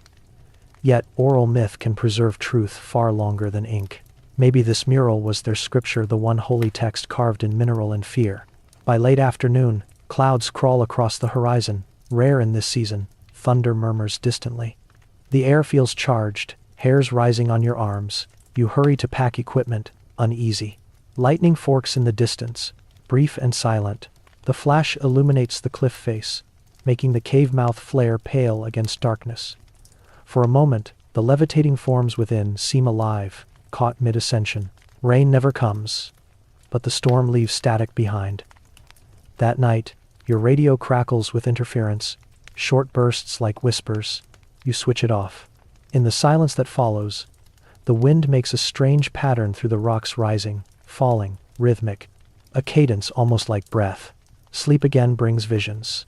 The same floating figures, now descending slowly, carrying something luminous between them. When you wake, you write the image down before it fades. The next day, you compare your sketch to the mural, pulse quickening. At the mural's upper edge, faint outlines barely visible before indeed show, descending figures, their arms curved around an oval shape. You hadn't noticed it before. Nobody had. The oval glows faintly under UV, pigment richer than surrounding rock. What is that? The lead archaeologist murmurs. The chemist squints. Looks like an egg. Or a seed. The symbol repeats across later Saharan sites. She explains, always oval, always held aloft. Scholars think it represents life, rebirth, or celestial descent. But here it's the earliest instance. Perhaps the seed isn't metaphorical at all, but memory of something real falling from the sky, meteor fragments, or fire, or knowledge itself. You step back slowly, the cave pressing close around you. Levitation, descent, fear, offering. The story now feels complete in a way you wish it didn't. Something rose, something fell, and humanity learned to paint in the aftermath. As the sun dips, you pack the last of the equipment. Before leaving, you glance once more at the mural. In the dying light, the figures hover between presence and absence, eternal ascent and endless fall. Their faces, if you can call them that, remain blank, neither pleading nor serene, just watching, always watching. You whisper, half prayer, half farewell, we see you. The cave answers only with silence thick as paint. Outside, wind howls across the dunes, carrying fine red dust that stains your skin. You realize the pigment clings easily, as if eager to travel. The desert wears its art like memory, refusing to let it die. When you finally reach camp, darkness has swallowed the valley. You close your notebook, heart still unsteady, and let one final thought settle. Maybe the Roundhead people painted levitation, not because they feared what flew, but because they remembered when humans still could. You wouldn't have noticed it at all, if not for the way the light struck the wall at dawn. The morning sun, rare, filtered through thin desert haze, slipped through the cave's narrow mouth and found a particular angle that none of your lamps had managed before. Its beam touched the central mural, grazing the surface like the brush of a fingertip, and suddenly the red figures shimmered not from pigment, but from movement beneath it. At first you think it's your eyes. 7 days of staring at stone can do strange things to the mind. But the lead archaeologist sees it too, leaning forward until her nose almost touches the wall. There's something under it. She breathes. Like another painting? You ask. Older, she whispers. Much older. They see us proceed, and many conscious, and when see us predict with stayed on, you all gather, silent except for the scuff of boots, and the faint click of cameras powering on. The chemist shines a low-frequency scanner against the mural. The device hums, slow as thunder. The first readings bloom on the laptop, a faint ghost image, beneath the visible pigment, like a shadow trapped in another dimension. Infrared imaging confirms it lines of a completely different style beneath the familiar roundhead figures. Rougher, angular, less human. You watch the shapes form. Clusters of triangles, spirals, and what looks like an animal. No, not an animal. The proportions are wrong. Too many limbs, too few bones. It resembles a crawling thing drawn from memory rather than sight. The lead archaeologist mutters. This layer was deliberately covered, not weathered, buried. You swallow. Buried by them? She nods slowly. By the artists themselves. The idea sits in the air like a bad smell. The roundhead painters, those mysterious hands that turned pigment into prayer, had painted over something else. Another story, another truth they wanted forgotten. Historians still argue about why ancient artists reused walls. Sometimes it was pragmatic. Rock was scarce, or ritual demanded renewal. But this feels different. Intentional erasure carries a certain violence, even 7,000 years removed. What did they fear enough to hide it beneath their masterpiece? You stare at the faint outline on the laptop, heart thudding. The hidden layer shows what appears to be a figure kneeling before something enormous, a void of pigment, as if the artist refused to fill it in. Around it, swirl geometric symbols, more akin to cave carvings from southern Africa than anything in the Sahara. This is no simple palimpsest of practice, it's a burial. The chemist frowns at her readout. There's a change in mineral composition between layers, she says. The underpainting's binder is ash-based carbonized. It was burned before being sealed. So they purified it, you whisper. A ritual cleansing. Or a warning, she says. You remember how the upper mural glows faintly at night, how the pigments hum under your fingers. Maybe that light isn't magic. Maybe it's the echo of something they tried to trap. The team begins delicate sampling, microscopic flakes removed with surgical tools. Analyzed under handheld microscopes. Under magnification, the two layers form strange harmony. Red over black, organic over mineral. The lead notes the age difference. Perhaps 500, maybe 1,000 years between them. Long enough for the memory of one generation's fear to become another's myth. You make sketches, tracing faint details visible on the scanner feed. The hidden image takes shape slowly, a procession of small figures carrying elongated objects toward a central mass. The mass is circular, textured, surrounded by radiating lines. A sun, perhaps, or an eye. You can't decide which possibility unnerves you more.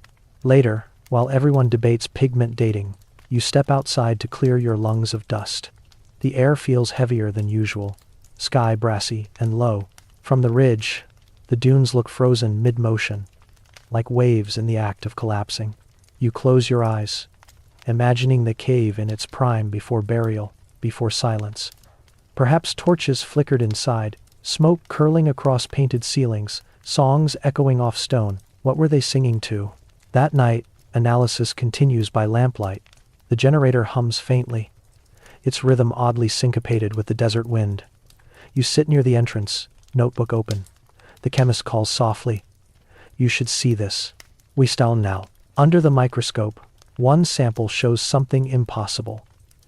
In the burnt black underlayer, fine crystalline lines forming precise geometric patterns, spirals nested within spirals, too regular to be random. The chemist adjusts focus, revealing tiny metal traces, copper, nickel, arranged like circuitry. No tool marks, she whispers. They didn't engrave this. Then how? She shakes her head. I don't know. But the pattern repeats across samples. It's built into the paint structure. They should daughter now. The rational explanation, mineral crystallization, appears in everyone's mind, unspoken. But crystallization doesn't arrange itself into spirals of exact proportion, not Fibonacci perfect ones. Historians still debate the purpose of such symbols when found elsewhere. Some call them sun maps, others, trance diagrams. But here, buried and burnt, they feel less like celebration and more like containment.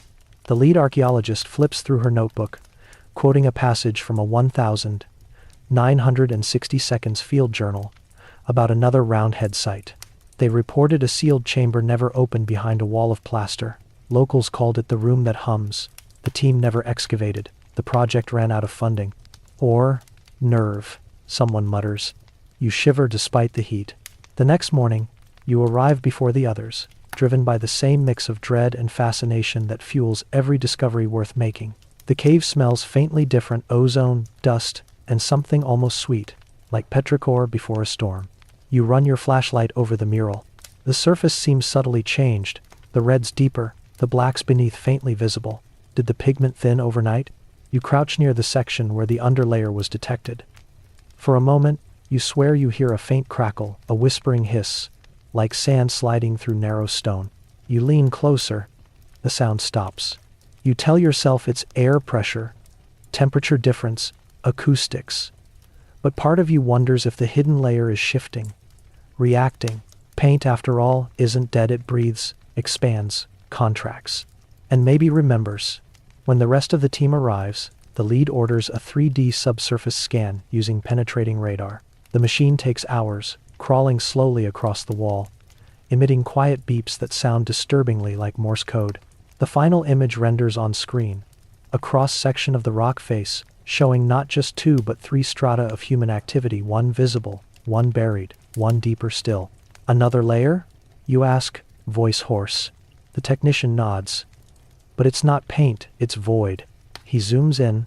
Beneath the hidden painting lies a hollow pocket, maybe half a meter thick, stretching across several meters of wall, a cavity. The lead blinks. A burial chamber? Could be natural erosion, the geologist offers. Or deliberate carving. Deliberate. That word again, sharp as a chisel strike. They decide to drill a pinhole for microcamera insertion, minimally invasive, enough to peek inside. The setup takes all afternoon. You watch nervously as the drill bites the stone. Fine dust spills like pale blood. The machine whines softly, then stops. A hiss escapes the new opening, air older than cities, exhaling after millennia in confinement. The technician threads in the fiber optic camera. The image flickers onto the laptop. Darkness, then slowly shapes. The beam catches on what looks like smooth rock, curves, then something metallic glinting faintly. The camera tilts, and everyone leans closer. Pause, the lead says sharply. The image steadies on a wall inside the cavity. Carved lines, circular motifs, repeating, radiating outward from a single point. At the center, something unidentifiable, perhaps a lump of mineral, perhaps an artifact. Looks molten, the chemist murmurs. Or fused. Zoom, the lead orders. The camera edges closer until the resolution breaks into noise, then clears just long enough to show one detail. A perfect handprint pressed into the surface, burned in, fingers splayed wide. No one speaks. The image freezes as the system overheats, shutting itself down. Silence devours the room. The lead finally says, "Seal the hole. For now." You nod, throat dry. For now. That evening, you can't stop thinking about the handprint, its angle, its depth. Not paint, not impression in clay. Burned, as if the material itself was molten when touched. A quirky tidbit comes back from an old African myth you once read. The first fire did not burn wood, it burned memory. You wonder what it would mean to burn memory into stone. Historians still argue whether such imagery, hands, spirals, radiating circles, signifies creation or destruction. Some see Genesis, others apocalypse. The two might be the same act seen from different ends of time. That night, the wind rises hard, flinging sand against the tents like rain. The generator sputters. You lie awake, staring at the canvas trembling above you, convinced you hear a low resonance beneath the wind. It's faint, rhythmic, matching the intervals of your pulse. You bury your face in your hands, laughing quietly at yourself. Desert madness, you whisper. Textbook case. BI's. In never of mights to never. Yet, just before sleep takes you, another sound joins it, a whisper like 1,000 tiny brushes stroking rock. The voice of pigment remembering the hand that spread it. The following day, the team works in strained silence. The lead forbids further drilling until external specialists can assess structural stability. No heroics, she says. We document, nothing more. But you can tell her order hides relief. You volunteer to log temperature fluctuations. The data shows slight but measurable heat increase around the drilled area, fractional degrees, but consistent. The cavity warms from within, like breath returning. You don't mention it aloud. By afternoon, fine cracks appear around the pinhole, spiderwebbing outward. The chemist swears softly and applies consolidant resin. As she does, a faint hiss escapes again, followed by an earthy scent, burnt iron and wet soil. It's degassing, she insists. Trapped air, perfectly normal. But you catch her hands trembling. When the sun sets, the cracks glisten faintly in torchlight. You reach out to touch one. It feels warm.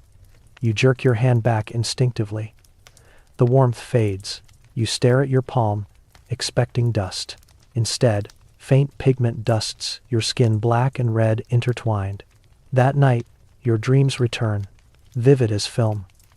You're deep inside the cave, torch in hand, the murals bright and wet as if freshly painted. A shadow moves behind the pigment, pressing outward, shaping itself into hands, faces, eyes. You whisper something in a language you don't know, and the wall breathes back. Then everything goes white. You wake gasping, heartbeat like a drum, hand clenched tight. When you open it, your palm is streaked faintly pink. Maybe pigment dust, maybe nothing. You wash it away, refusing to look at the mirror's reflection of your own eyes. At breakfast, the team avoids eye contact. Everyone feels the same pressure, though no one admits it. The cave hums audibly now, a vibration you can feel through the soles of your boots. Before leaving for the day, the lead archaeologist turns to you. "Whatever's under there," she says quietly, "it wasn't meant to be seen." You nod, understanding her real meaning. Some discoveries don't expand knowledge, they devour it. Still, you glance back toward the darkness one last time. The light catches the crackled pigment just so, and for a fleeting moment you think you see movement beneath again, lines shifting, rearranging themselves, trying to remember their original shape. The wall exhales dust. You breathe it in without meaning to. The taste is sharp, metallic, alive. The air changes before the sound does. You step into the chamber after sunrise expecting the usual cool dryness, but today it feels different, thick, almost damp, as though the cave has lungs. Your flashlight beam floats through swirls of condensation. The air tastes faintly metallic again, but sharper, like biting into stone.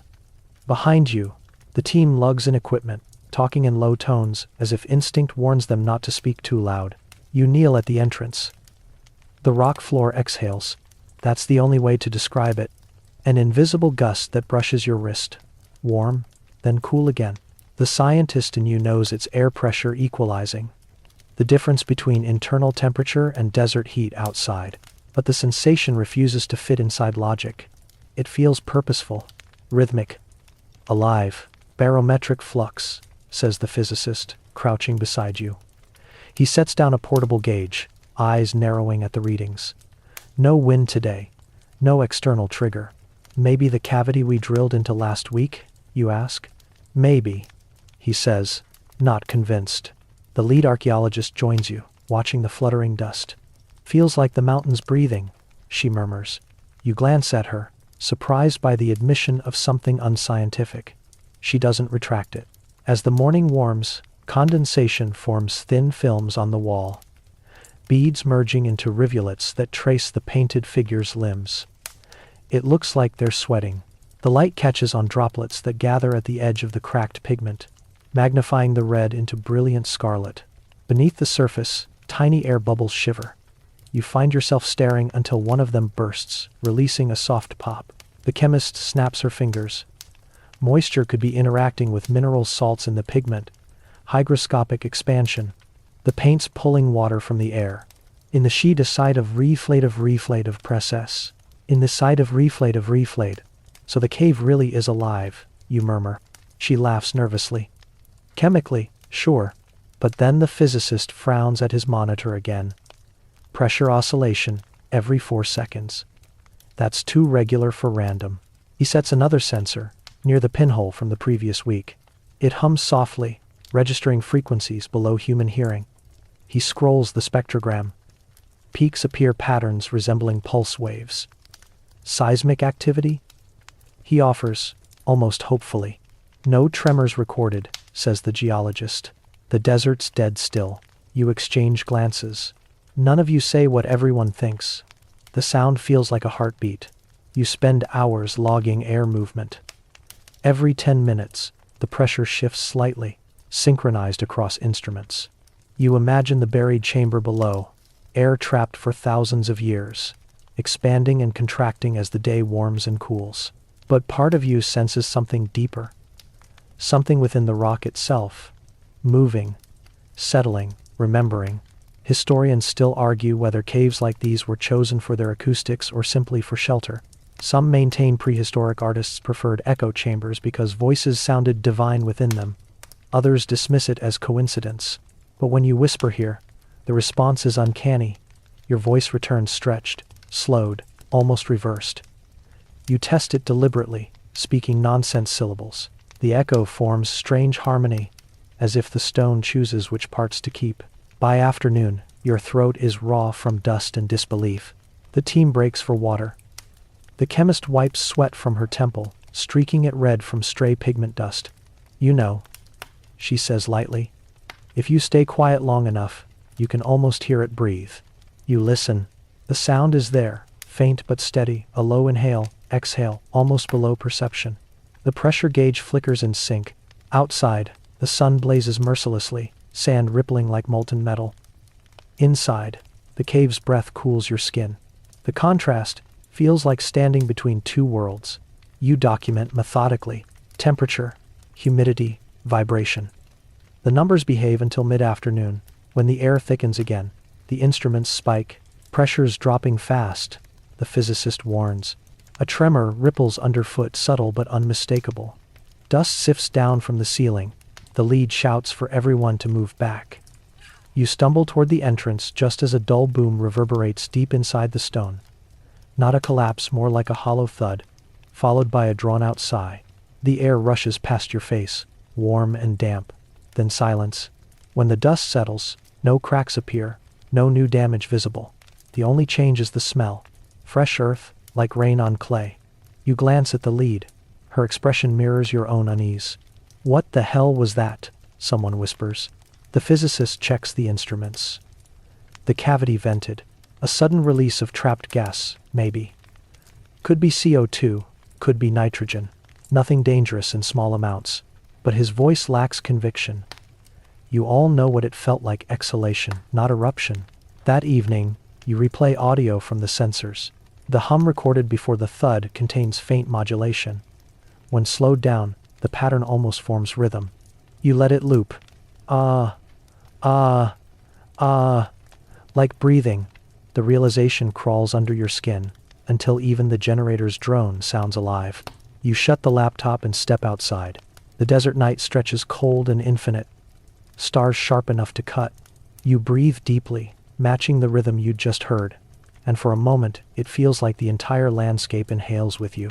Sleep refuses to come. You lie awake in your tent, replaying the scene. The walls sweating, the sigh of stone, the air smelling of life. You think of the hidden handprint burned into rock beneath layers of pigment.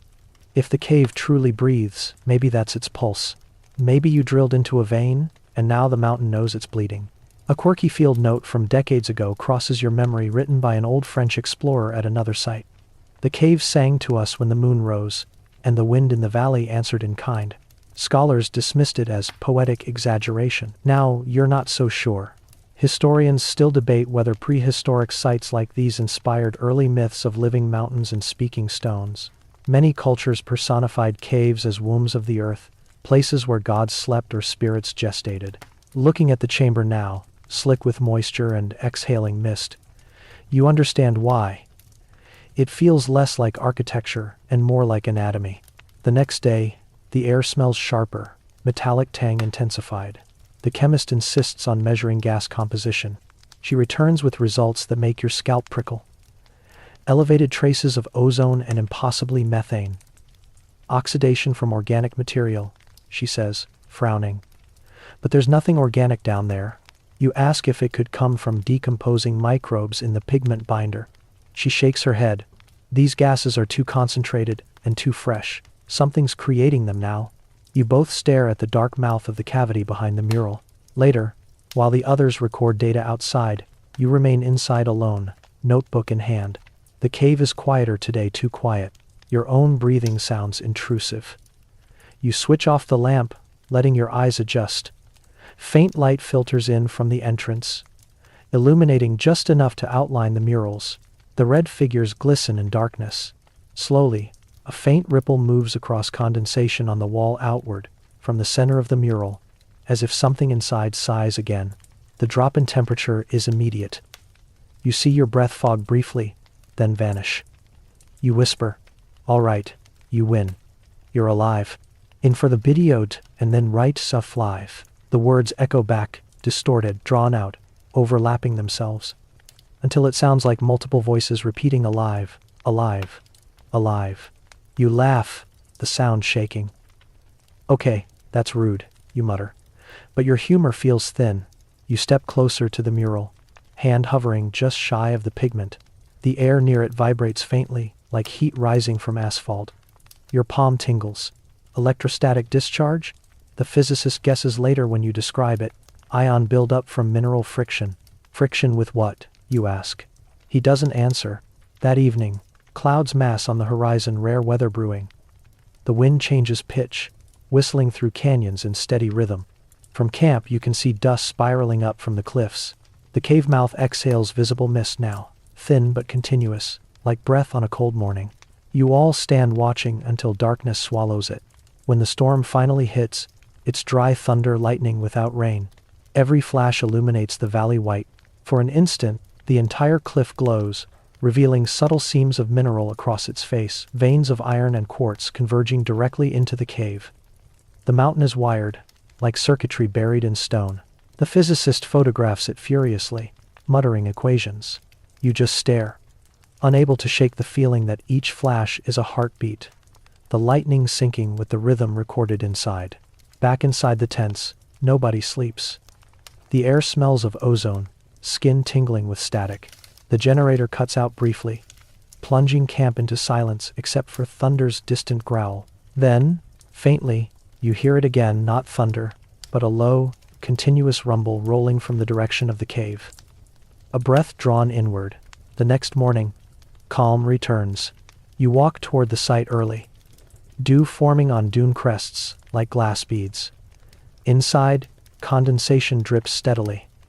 The mural is slick, almost translucent. In the reflection of pooled water on the floor, the figures seem to move, rising and falling with every ripple. You crouch beside the pool. Bubbles rise slowly, bursting with faint clicks. You dip a thermometer into it. 38 degrees Celsius, hotter than ambient temperature. Heated from below. The ground's warm, you tell the geologist. She touches the surface, pulling back quickly. "Not normal," she says softly. "There's geothermal seep somewhere, but no volcanic source for hundreds of kilometers." You both listen as the water gurgles faintly, like a throat clearing. The realization hits at the same moment. The entire network of fissures you drilled into might be connected deeper than anyone assumed. The cave isn't isolated, it's a conduit. Later that afternoon, you review seismic data again. The low-frequency pulses repeat at perfect intervals, unaffected by external temperature or wind.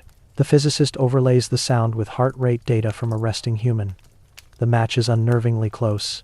"Coincidence," he says quickly. You nod. Too quickly. That night, you record ambient audio for several hours while the team sleeps. When you play it back, the pattern grows louder over time, almost like a tide approaching. You amplify the waveform. Beneath the low hum hides a higher tone, subtle, melodic, rising and falling. When isolated, it sounds disturbingly like breathing overlaid with whispering syllables. You replay it until dawn, ears ringing. Historians still argue whether ancient shamans truly heard voices of the earth, or merely their own echoes amplified by stone. You begin to suspect the difference doesn't matter.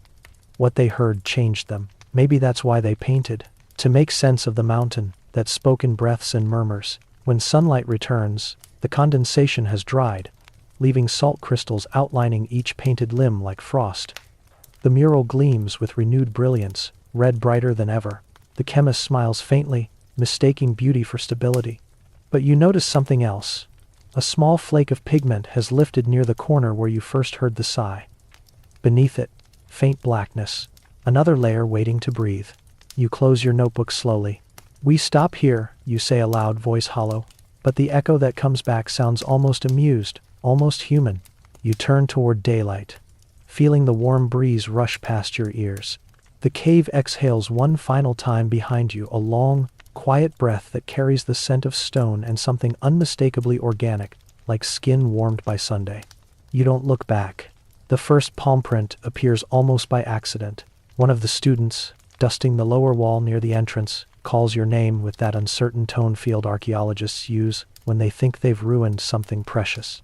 You hurry over, expecting a cracked flake of pigment or a footprint in a sediment layer, but what you find is gentler, stranger. A hand, small, child-sized, pressed into the rock in crimson pigment, fingers splayed, palm perfect, not painted on but into the surface, as if the skin that made it had been absorbed by the stone. At first, you assume it's isolated one enthusiastic participant in an ancient ceremony, but then the flashlight pans wider, and another appears, then another, and another.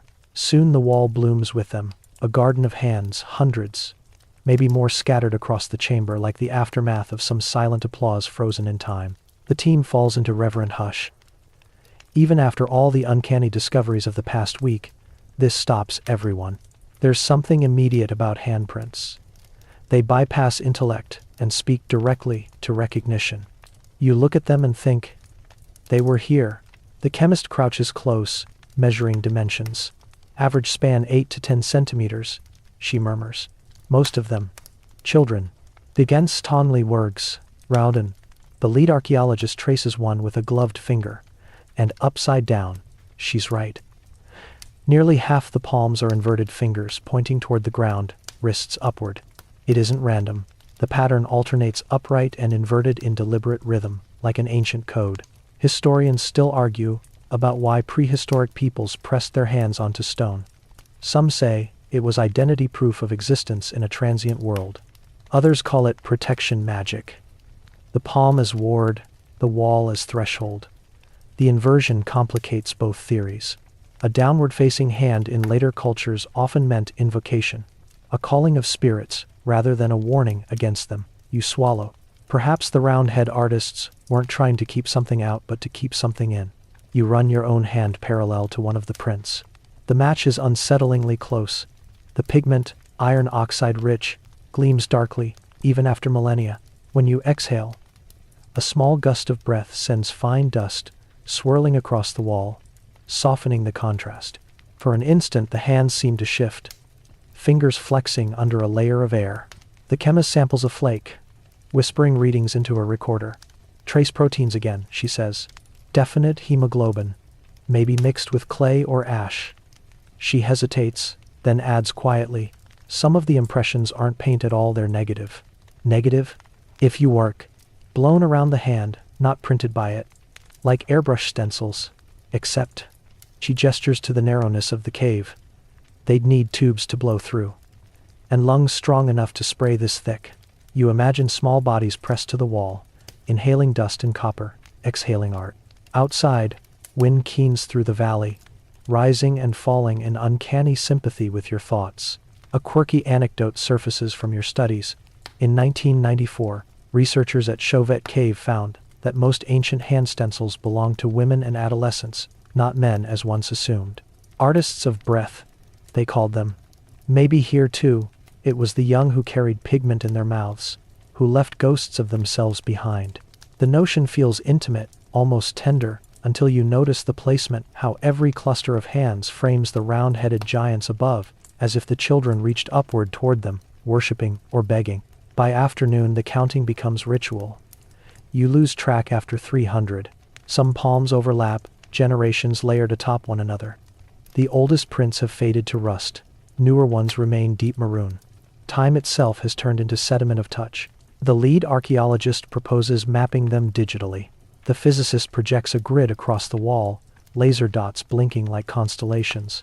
When plotted, the palms form spirals radiating from the mural's center, the same geometry that haunted the hidden layer beneath the paint. Coincidence? Someone whispers. But you all know better. Historians still debate whether spiral patterns represent water, wind, or the path of souls. Here, with the cave breathing around you, the third option feels closest. Night finds you still cataloging. The camp generator thrums outside, its vibration threading faintly through the stone. You set a thermal camera to capture residual heat signatures from the wall. just to confirm that the pigment retains no temperature differential. The display glows in false color. Blue, blue, blue, and then one print flashes orange for a heartbeat, as if freshly pressed. You blink. The color fades. Sensor glitch, the physicist mutters when you show him. He doesn't meet your eyes. You lie awake later, replaying that second in your mind, the flare of warmth, the illusion of contact across 7,000 years. Sleep drags you into uneasy dreams. You're surrounded by children's laughter, high and breathless, echoing off stone. Small hands tug at your sleeves. When you wake, your arms ache as though held. The next morning, the desert smells faintly of rain again, though the sky is flawless. Inside the cave, the air hangs thick, damp enough to condense on equipment. The chemist frowns. Humidity's up 20% overnight. That shouldn't happen here. She kneels near the hand wall, scraping a bead of moisture into a vial. Not condensation, she says after a moment. Viscous, like resin. The sample under microscope reveals microscopic organic filaments, plant material, maybe fungal threads. But the Sahara has been dry for millennia. Nothing grows here that could feed spores. You think it's reactivating? The lead asks softly. Or decomposing. The chemist answers, which means it's still alive in some chemical sense. You stare at the hand wall. The palms glisten faintly, every droplet catching light. For a fleeting moment it looks as if the stone itself is perspiring fear. Later that day, you step outside for air. A gust tears across the dunes, filling the valley with a low harmonic wail. The sound bounces off the cliff and funnels directly into the cave. From inside comes an answering resonance, deeper, slower, 2 breaths, finding rhythm. You've stopped believing in coincidence. Back inside, the others have made another discovery. Near the base of the wall lies a shallow basin chiseled into rock, half filled with reddish dust. The chemist's spectrometer identifies iron, calcium, and carbonized organic matter blood, possibly mixed with ash. A mixing bowl, she says, where they made the paint for the hands. The lead tilts her head. Or where they washed them afterward. The thought chills everyone. That evening, as dusk turns the sky bruised purple, you sit near the entrance sketching the wall. The sequence of inverted palms forms a pattern you hadn't noticed before. Groups of 7 clustered around gaps, shaped vaguely like human torsos. Empty silhouettes framed by touch. Missing figures, you whisper. The lead looks over your shoulder. Maybe people they lost, outlines left unpainted. And not a Skipson Refor, or something they expected to return, you say. Neither of you speaks again for a while. As night deepens, the handprints take on eerie depth. Torchlight casts them in relief, each shadowed palm a hollow rather than a protrusion. You realize the stone has eroded differently under each impression, microns deeper than surrounding surface, as though the rock softened under contact. The physicist suggests chemical etching from organic acids in the pigment. The chemist counters that the concentration required would have burned skin. These were children, she says. Their hands would have blistered instantly. No one answers. Historians still argue whether participation in such rites was voluntary. In some Neolithic cultures, marking the body with pigment meant transition, child to adult, mortal to spirit. Maybe this was initiation. Maybe each upside-down hand marked the surrender of breath, of fear, of self. You find a cluster near the corner where pigment cracked weeks earlier. One print there stands apart, larger, adult-sized, fingers elongated almost unnaturally. The pigment is darker, black rather than red. Around it, the children's palms circle inward. Guardian? You ask aloud. The echo answers in half-syllables that almost sound like yes. The chemist tests the black pigment. Different composition, she reports. Manganese, ash, and, she hesitates, calcined bone. She doesn't specify whose. She doesn't need to. That night, nobody jokes around the campfire. Even the wind seems to tiptoe past the tents. You write until your wrist cramps, trying to transmute unease into data. The page fills with words that don't look like yours. Hands inverted, children below, guardian above. Something buried between them. Before sleep, you wander back into the cave one last time. The mural is faint in darkness. The handprints just silhouettes. You close your eyes and place your palm against the wall beside one of the smallest. The surface feels cold, almost greasy. Then warmth blooms beneath your skin.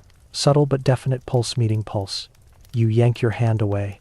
In the brief afterglow of your headlamp, you see a fresh smear of red across your palm. Pigment, maybe, or just your imagination. You wipe it on your trousers and step backward, breath shallow. The echo that follows sounds disturbingly like a sigh of relief. In the morning, the print you touched glows faintly darker than before, its outline sharper. The chemist notices, but says nothing. Later, while cataloging, the physicist plays back overnight audio from the sensors. A faint tapping punctuates the low hum, irregular but patterned soft impacts against stone spaced in sets of 5. When slowed down, it sounds like drumming, or fingers, expansion noise, he insists, thermal shifts. But everyone sits too still for too long. As the day ends, a sandstorm brews on the horizon. You help pack equipment, yet your eyes keep drifting toward the cave mouth. Inside, the hands seem to flicker with each gust of light, a silent ovation to some unseen rhythm. You wonder if, when the storm arrives, the dust will slip through cracks and feed the pigments again, layer by layer, breath by breath. Maybe that's why they endure. Not because they resist time, but because time itself keeps touching them back. Before retreating to camp, you whisper to the wall, "We remember you." The echo replies with a whisper shaped almost like your own name. That night, lightning shreds the sky. Wind screams through the valley. Sand scours the tents until fabric groans. Yet, through the chaos, you hear another sound steady, inside your skull rather than outside. Hundreds of tiny hands striking stone, in perfect rhythm, keeping time with the storm. You pull the sleeping bag over your head and pretend it's just wind. But when dawn comes, and you return to the cave, the prints gleam fresh, outlines crisp, as though pressed only hours ago. The wall smells faintly of iron and rain. You lift your camera. Before you can click, a droplet slides from one fingertip down the wall, carving a clean path through dust. A new print begins to form beside it, faint but growing clearer. You lower the camera. Some evidence, you decide, is better left unrecorded. Outside, the wind dies. The desert falls silent. Behind you, the cave exhales one long, satisfied breath. The morning after the storm, the desert looks scrubbed clean, dunes polished smooth, sky rinsed into impossible blue. But the cave hasn't changed. It never does. Not really. Its darkness remains untouched by weather. Its silence somehow deeper after the roar of the wind. You and the others step inside hesitantly, aware that each visit feels like re-entering someone else's dream. The first thing you notice are the lines. Fine, curling, deliberate, etched around the figure's limbs and hands. You'd mistaken them for cracks before, the kind of mineral stress that creeps across ancient stone.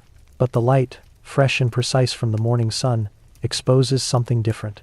The marks twist into loops, intersecting shapes, and repeating sigils that look, for all the world, like writing. "Wait," says the lead archaeologist softly. "Did any of you notice this yesterday?" No one had. You'd have sworn they weren't there before. The chemist sets up her magnifier, brushing gently at the edges with a sable brush. The grooves are shallow, barely scratches, but too consistent to be natural. Under UV light, residue in the incisions fluoresces faintly blue, not pigment, but mineral infusion, suggesting the carvings are ancient, maybe as old as the mural itself. You kneel beside one and trace it with a gloved fingertip. The symbol curls like a question mark. Ends in 3 short strokes. It feels familiar but wrong, as if your brain recognizes a rhythm it can't decode. The physicist scans with his spectrometer, muttering numbers. Depth variation consistent with human tooling. No repetition in sequence yet. Language, the lead says, half to herself. Or notation, maybe counting. Historians still argue whether prehistoric markings ever reached the threshold of written communication. Some call them proto-scripts, halfway between picture and word. Others insist they were never linguistic at all, merely mnemonic, designed to trigger memory during ritual storytelling. But this feels closer to intent. These lines weren't drawn for decoration.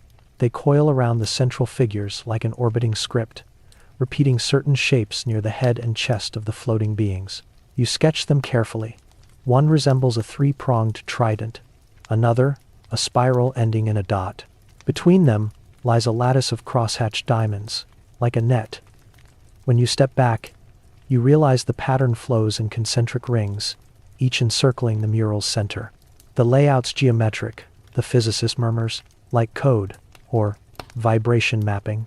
The chemist frowns. You're thinking synesthesia again. He shrugs. You've heard the hum. What if these symbols correspond to sound frequencies? They could have encoded music. You look at the wall anew. The script might indeed represent tones, pulses, intervals, each symbol a resonance drawn into stone. The round-head people could have translated rhythm into mark, turning hearing into sight. A quirky theory emerges from the team historian. Perhaps these were chants transcribed visually, a kind of prehistoric sheet music. But that theory falters when you examine the distribution. Some sections overlap, spiral, or reverse orientation.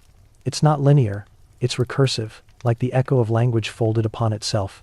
As you stare, your eyes begin to throb. The symbols blur, rearranging when you look away. You blink hard. It's only fatigue. Still, you jot a note. Glyphs shift under sustained gaze, possible optical fatigue or diffraction of mineral inclusions. By midday, the team decides to take rubbings for analysis. The chemist presses translucent film against the surface, gently smoothing with a roller. When she peels it back, the pattern transfers perfectly except one section where the film lifts empty, as if the marks there refuse to imprint. Surface resistance, she mutters, but her voice is thin. That night, while she catalogs samples, you study the rubbings under lamplight. The arrangement fascinates you. Certain symbols cluster in threes, others form mirrored pairs. One, repeated often, looks like an open eye flanked by 3 vertical bars. You can't help reading it as watching. Historians still debate whether repetition in prehistoric marks indicates phonetic structure or ritual emphasis.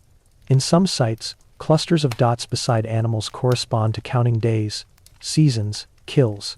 Here, though, no animals appear, only humans, or things pretending to be. As darkness thickens, you trace the symbols in your notebook, whispering nonsense syllables to imagine how they might sound. The rhythm hypnotizes you. Without meaning to, you hum softly, matching your voice to the spacing of the symbols. The cave responds with faint vibration. Echo, you tell yourself, forcing a smile.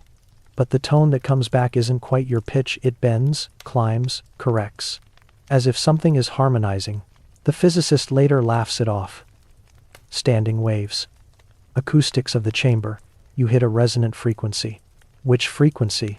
You ask. He checks the recording. E-flat, roughly.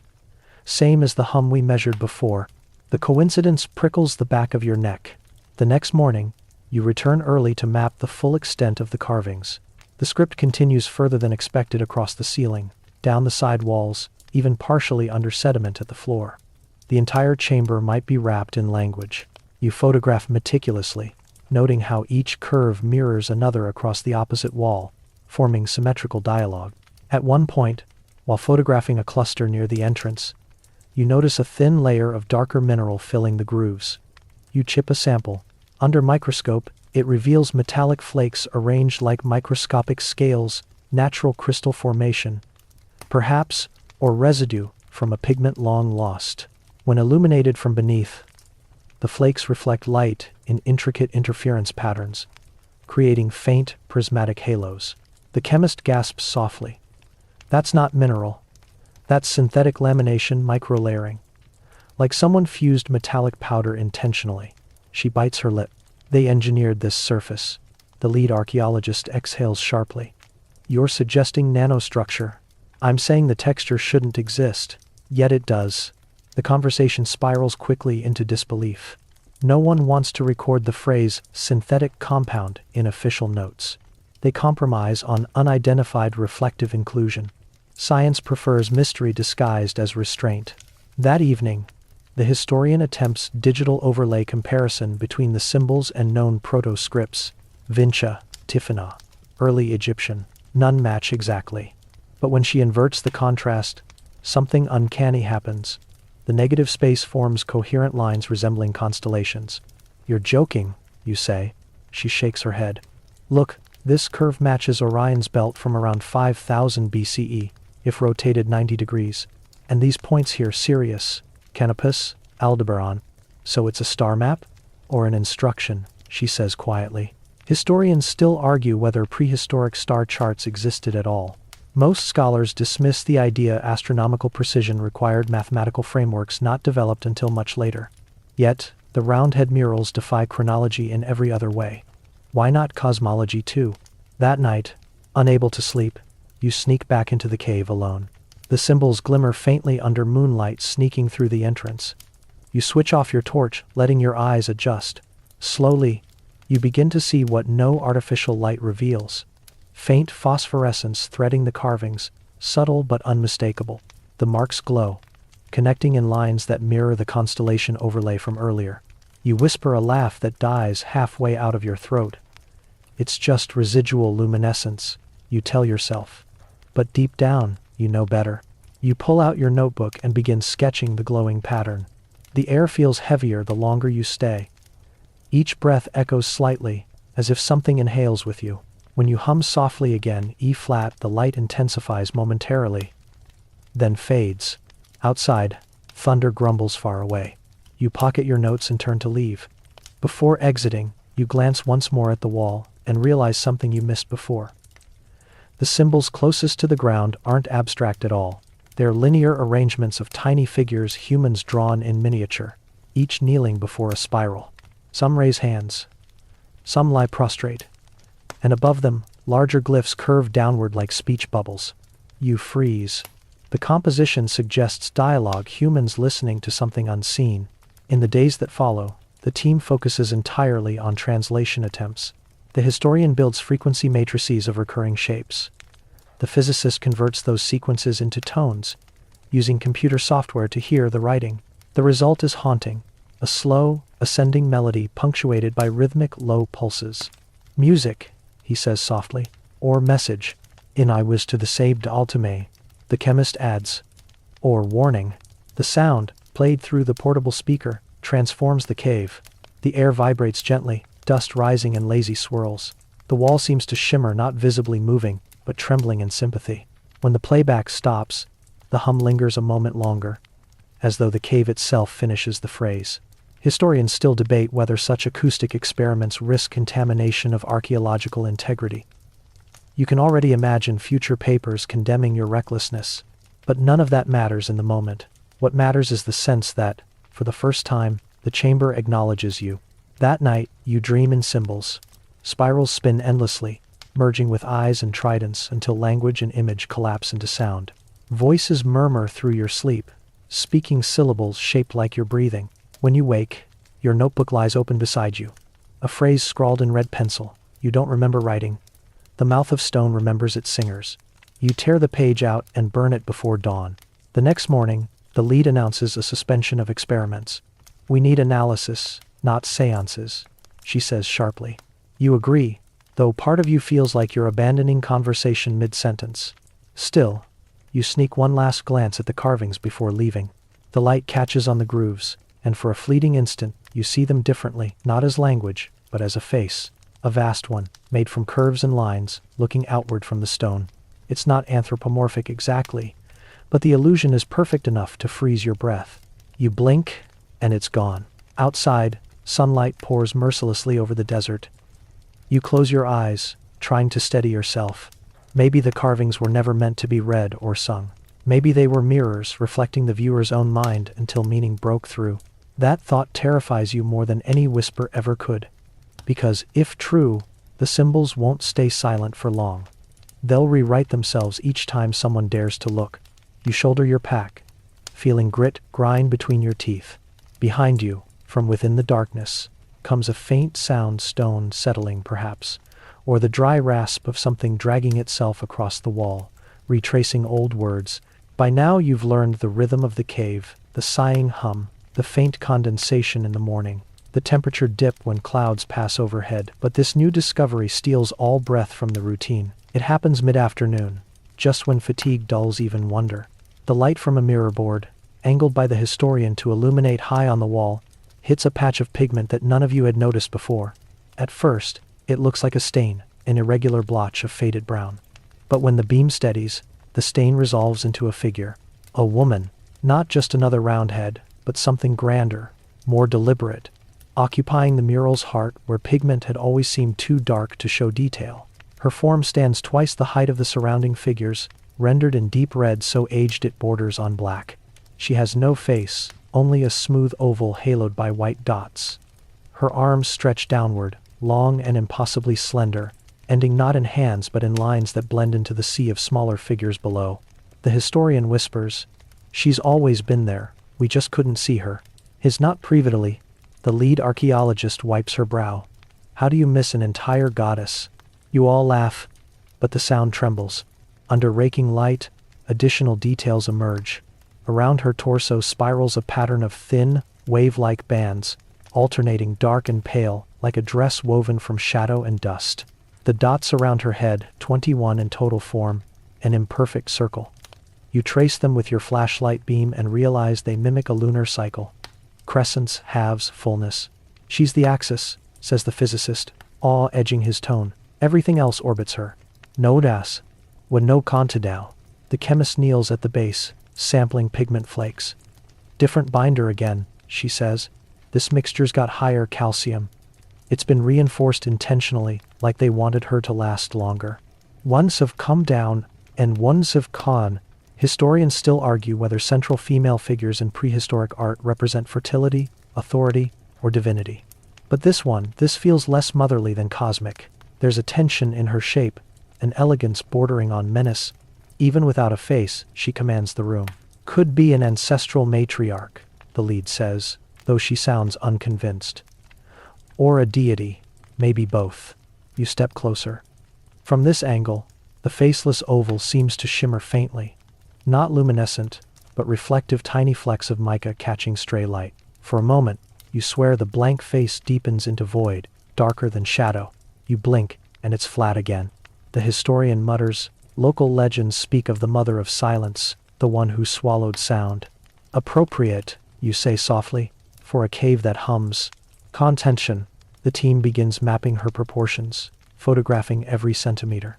The chemist identifies faint traces of crushed shell within the pigment, a marine source far from this desert.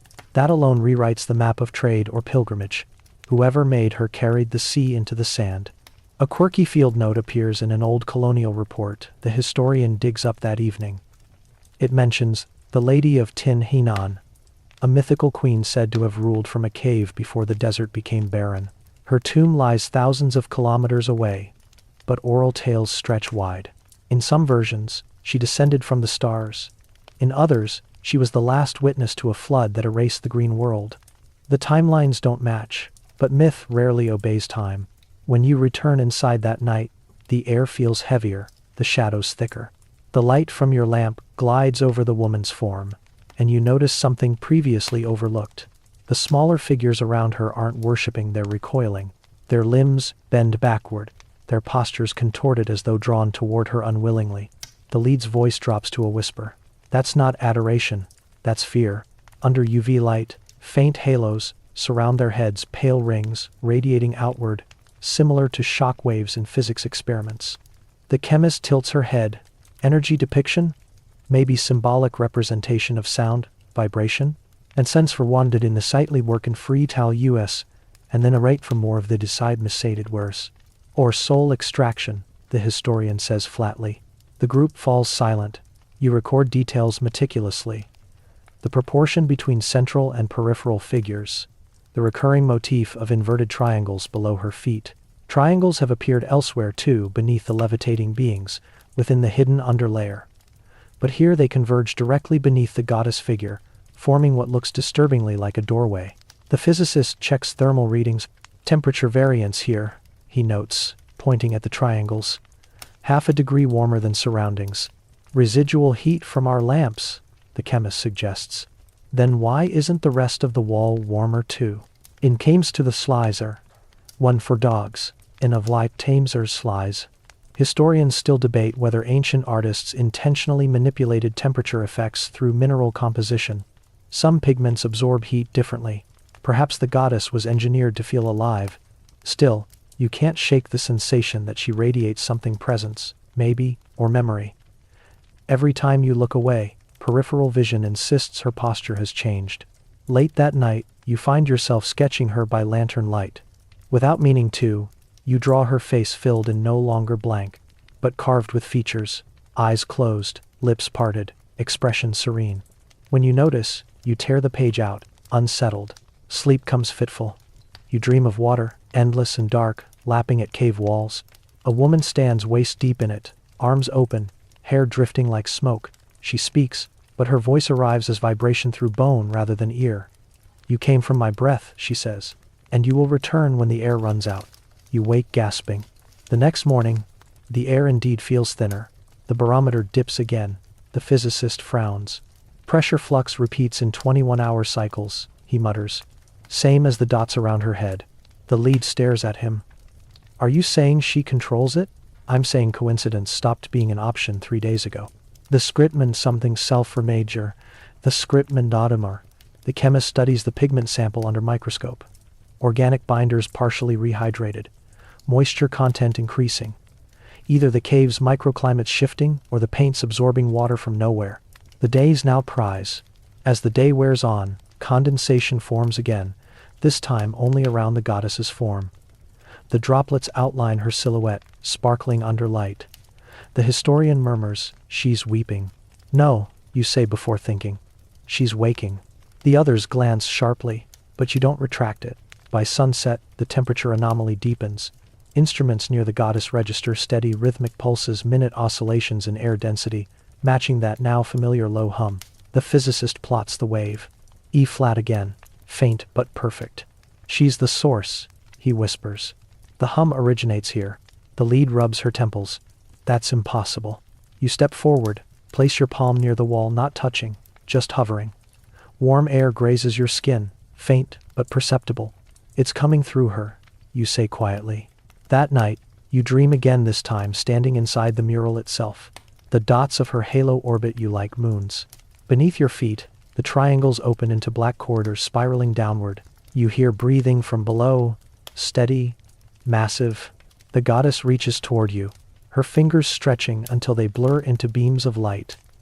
She touches your forehead, and suddenly you're weightless, your thoughts scattering like sand and wind. You wake with tears on your cheeks and salt on your lips. In the morning, the historian notes that the wall smells faintly briny, like ocean air, she says. Everyone stares at the chemist, who confirms with sensors. Sodium chloride residue detected. Microscopic, but real. The sea in the desert. You remember the myth, she brought the ocean into sand. By mid-afternoon, the lead decides to suspend on-site work. We're getting too many anomalies. We'll document remotely, seal for now. You nod outwardly, but inside you feel the pull and ache that insists the story isn't finished. When the team retreats to camp, you linger, pretending to secure equipment. Alone in the fading light, you approach her one last time. The halo dots catch the last glint of sun, flickering like distant fireflies.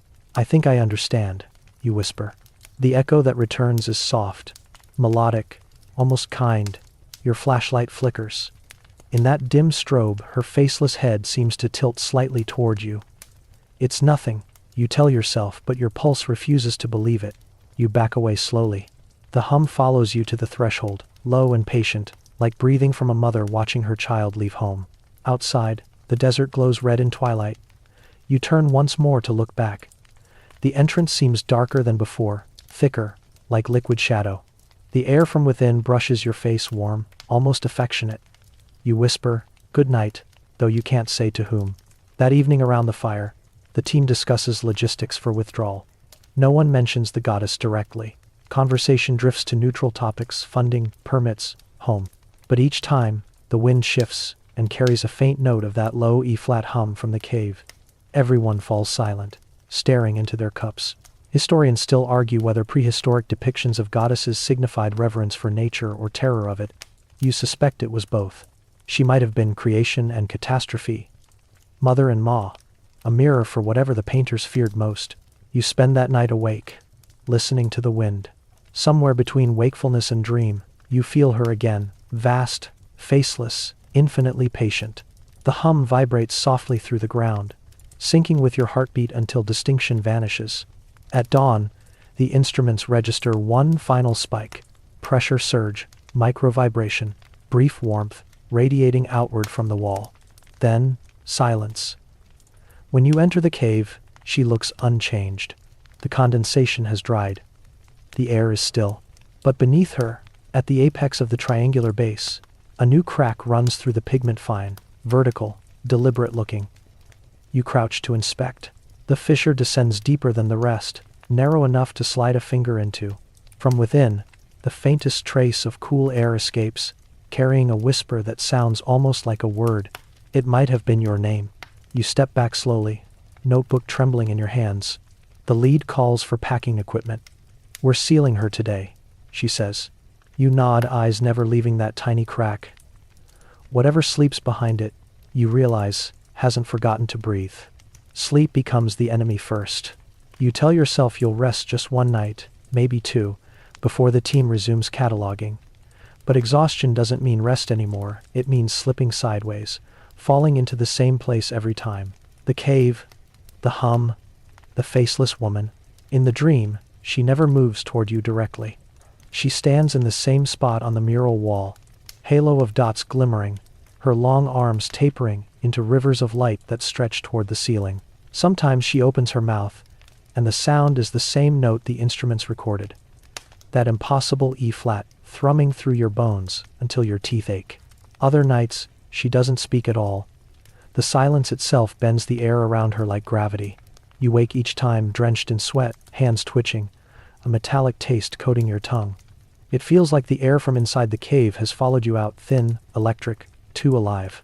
The others are having trouble sleeping too. You see it in their eyes at breakfast, in the way spoons clatter slightly against tin mugs. The physicist keeps rubbing his temples. The chemist has started humming unconsciously while she works, a low, steady tone, eerily similar to the cave's pulse. Nobody acknowledges it. The lead archaeologist insists on finishing documentation before withdrawal. 2 days, she says firmly. Then we cover the site and submit the report. Everyone sleeps once we're home. But home feels abstract now, like something belonging to another version of you. You focus on the data. The instruments show residual vibrations emanating from the sealed chamber behind the goddess. Consistent, rhythmic, exactly 63 beats per minute. A human resting heart rate. When you mention this to the physicist, he laughs too loudly. Coincidence, he says.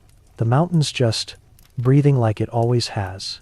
The phrase feels rehearsed, as if repeating it might make it true. Historians still argue whether exposure to confined acoustic environments can induce hallucinations.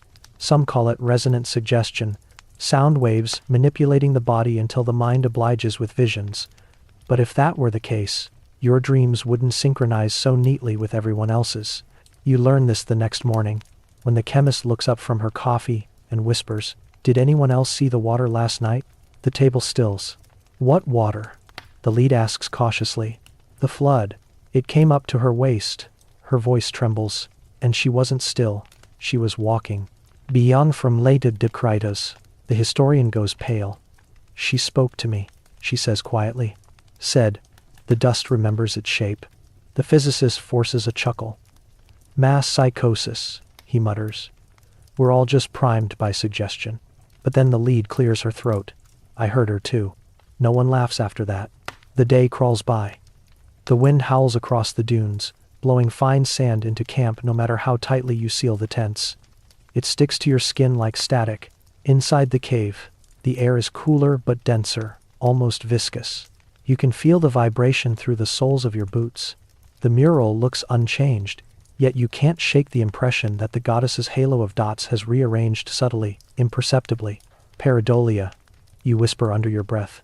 But even the word feels like a shield too thin for what watches you back. That night, the dreams shift. Now you're not in the cave. You're somewhere deeper. The sound has weight. It presses down from every direction. The floor pulses underfoot, veins of red light threading through black rock. The goddess towers above, her faceless head tilted. Around you, children's handprints appear in air, glowing softly before fading. You look up and realize the halo of dots above her is no longer static. It rotates slowly, like a wheel of moons turning in impossible silence. When you wake, the tent walls tremble. The wind has stopped, yet the ground hums faintly. You unzip the flap. The night sky above the desert glows dull red along the horizon, though there's no dawn yet. You step out barefoot, shivering. The color deepens, fades, then returns in rhythm with your heartbeat. The next morning, everyone pretends not to have noticed the strange light. The physicist finds a reason. Aurora. Magnetic anomaly. But auroras don't occur this far south. You all know it. You pack equipment faster than usual. The lead insists on sealing the pinhole drilled into the mural. The chemist mixes plaster, hands trembling slightly. As she presses the patch into place, a faint sigh escapes from the crack, cool air brushing her cheek. She freezes. "It's breathing," she whispers. "Pressure equalization," the physicist says quickly. "Just physics." "Then I one have signed to wise tonight." But when you glance at him, his knuckles are white. Historians still debate whether proximity to ancient burial spaces triggers psychosomatic responses. The rational mind prefers chemical explanations. CO, 2 pockets, subterranean microbes, stress-induced delusion. Yet none of those account for the dreams. Dreams don't synchronize across sleeping bodies unless something external is orchestrating them. That afternoon, you suggest moving camp farther from the cave. The lead nods reluctantly. 1 kilometer, she says. "We'll finish notes remotely. No one sleeps near the site tonight." Packing feels like fleeing, though no one admits it. The desert sun burns through the last of the morning haze, casting everything in clinical brightness. You dismantle the sensor cables, coil them neatly, refuse to look back at the entrance. Still, as you load the final crate, a low hum brushes the edge of hearing. You pause, holding your breath. The sound resolves into a familiar pattern. 3 pulses, 1 long tone, a rhythm you recognize from your dreams. You don't tell the others. By dusk, camp is re-established on higher ground. The horizon glows orange, bleeding into purple. For the first time in weeks, the wind dies completely. The silence feels heavier than any storm. Around the fire, conversation turns cautious, as though every sentence must be weighed against something listening. The historian breaks first. "She wasn't angry," she says quietly. "In the dream, she looked tired." The lead stares into the flames. "Tired things can still destroy." The chemist exhales shakily. "She said she's waiting. For air. For us." You feel something tighten in your chest. Waiting for what? The annidator. The chemist's eyes gleam in firelight. To breathe again. No one speaks after that. The fire burns low, its crackle almost rhythmic with the hum that seems to rise faintly through the sand beneath your feet. You don't remember lying down, but you must have. Sleep hits like gravity. This time, the dream starts mid-motion. You're underwater or inside a lung the size of a mountain. Every inhale expands the walls.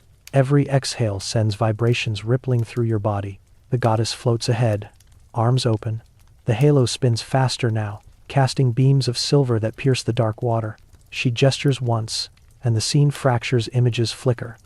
The cave, the murals, the children's hands, the triangle doorway beneath her feet. Then everything collapses inward. You feel yourself drawn toward the dark fissure. You wake screaming. The others burst from their tents too. Every face glistens with sweat. The hum fills the air now, louder than before, as if the sound has traveled up through the earth. "It's coming from below us," the physicist says hoarsely. "Not the cave. Deeper." The geologist checks the ground. Her instruments tremble. Microseismic activity.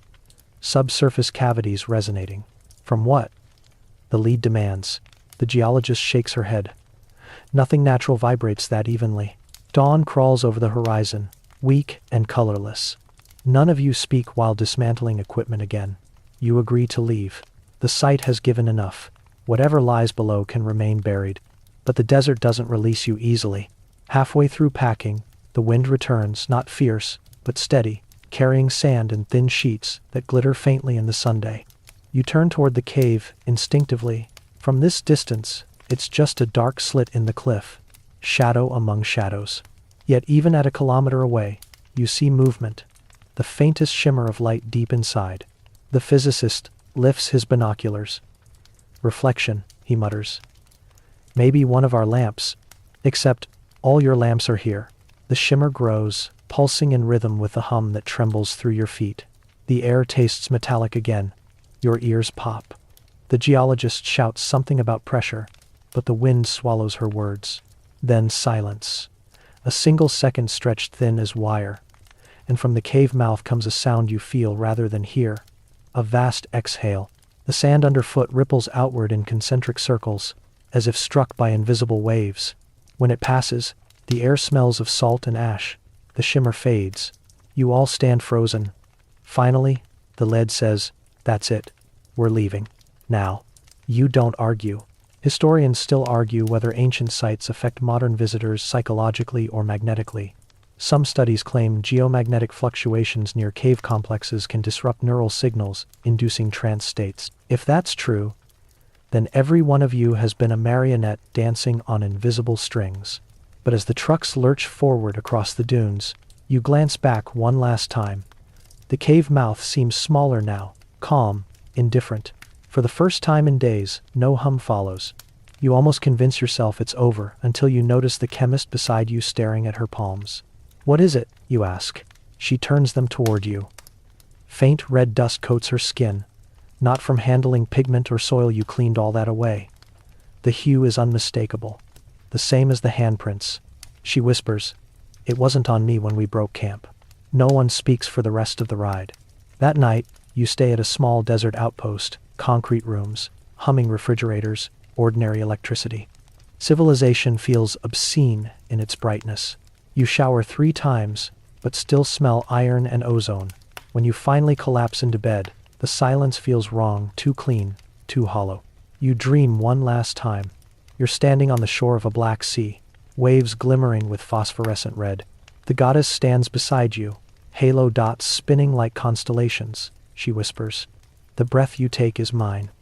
Then she exhales, and the wind off the sea smells of salt and blood and time. When you wake, dawn light spills across white walls. The hum is gone, completely gone. Yet, the quiet feels temporary, like the pause between inhale and exhale. You sit up, heart pounding, certain of one thing. She's not trapped in that cave anymore. The cave only taught her how to breathe again. At first, the silence is almost merciful. You expect the hum to continue forever, like tinnitus burned into the earth, but after leaving the valley, there's nothing. The air feels ordinary again. The sky is bright, clinical, even the sand behaves, no strange ripples, no metallic taste. The lead archaeologist forces a smile. "See? Rational world restored." Everyone laughs weakly. No one really believes her.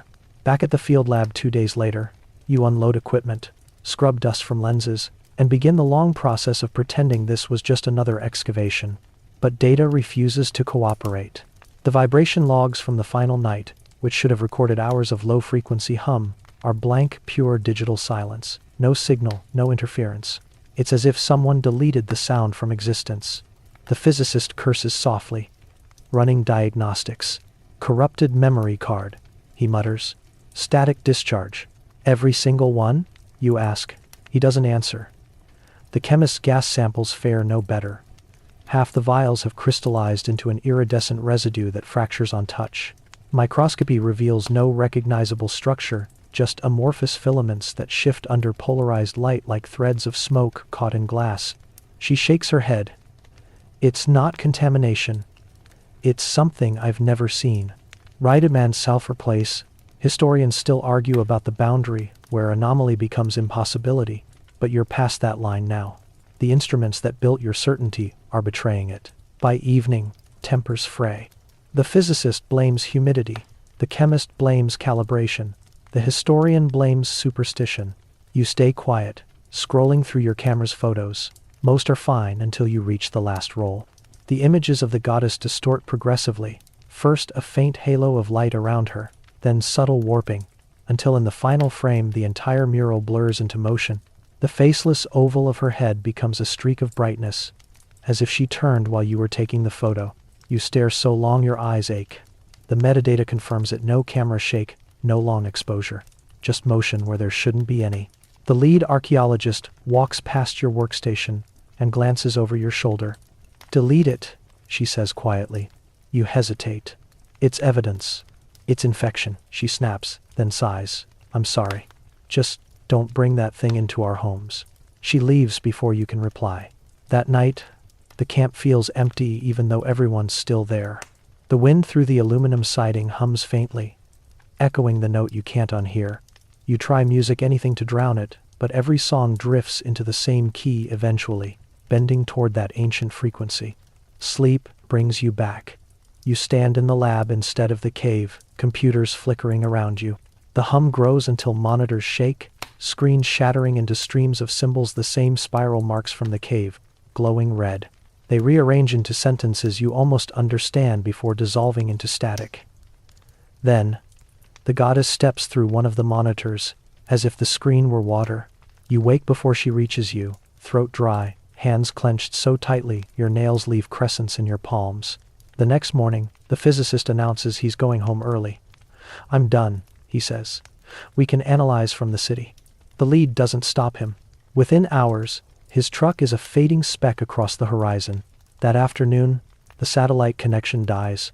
The radio follows, replaced by a steady hiss. The generator hiccups. The chemist swears and kicks it. "Fuel's fine," she mutters. "Something's draining current." You check your laptop battery. It's dropped 20% in 10 minutes. Every electronic device hums faintly, even when powered off. By sunset, the light outside has gone strange, too coppery, as though the air's filtering itself through rust. When you step outside, static bites your fingertips. Dust clings to your clothes as if magnetized. From the ridge, you can see faint glimmers over the valley where the cave sleeps, like lightning with no sound. The lead archaeologist joins you silently, binoculars in hand. "It's just heat haze," she says too quickly. The chemist leans against the truck, arms crossed. "We sealed it, remember? Whatever's happening down there isn't ours anymore." Entailment. But even she sounds like she's trying to convince herself. That night, the geologist, who hasn't spoken much since the last tremor, sits bolt upright during dinner and says, "Do you hear that?" You all freeze. The generator hums faintly. Yes, but beneath it, another rhythm pulses. Fainter, faster, like a heartbeat recorded inside metal. The physicist's absence is suddenly unbearable. His instruments, still stacked in the corner, flicker to life without power. Readouts crawl across dark screens, pressure rising, vibration escalating. The lead kills the generator. The lights die. The hum continues anyway. "Microseismic," she insists.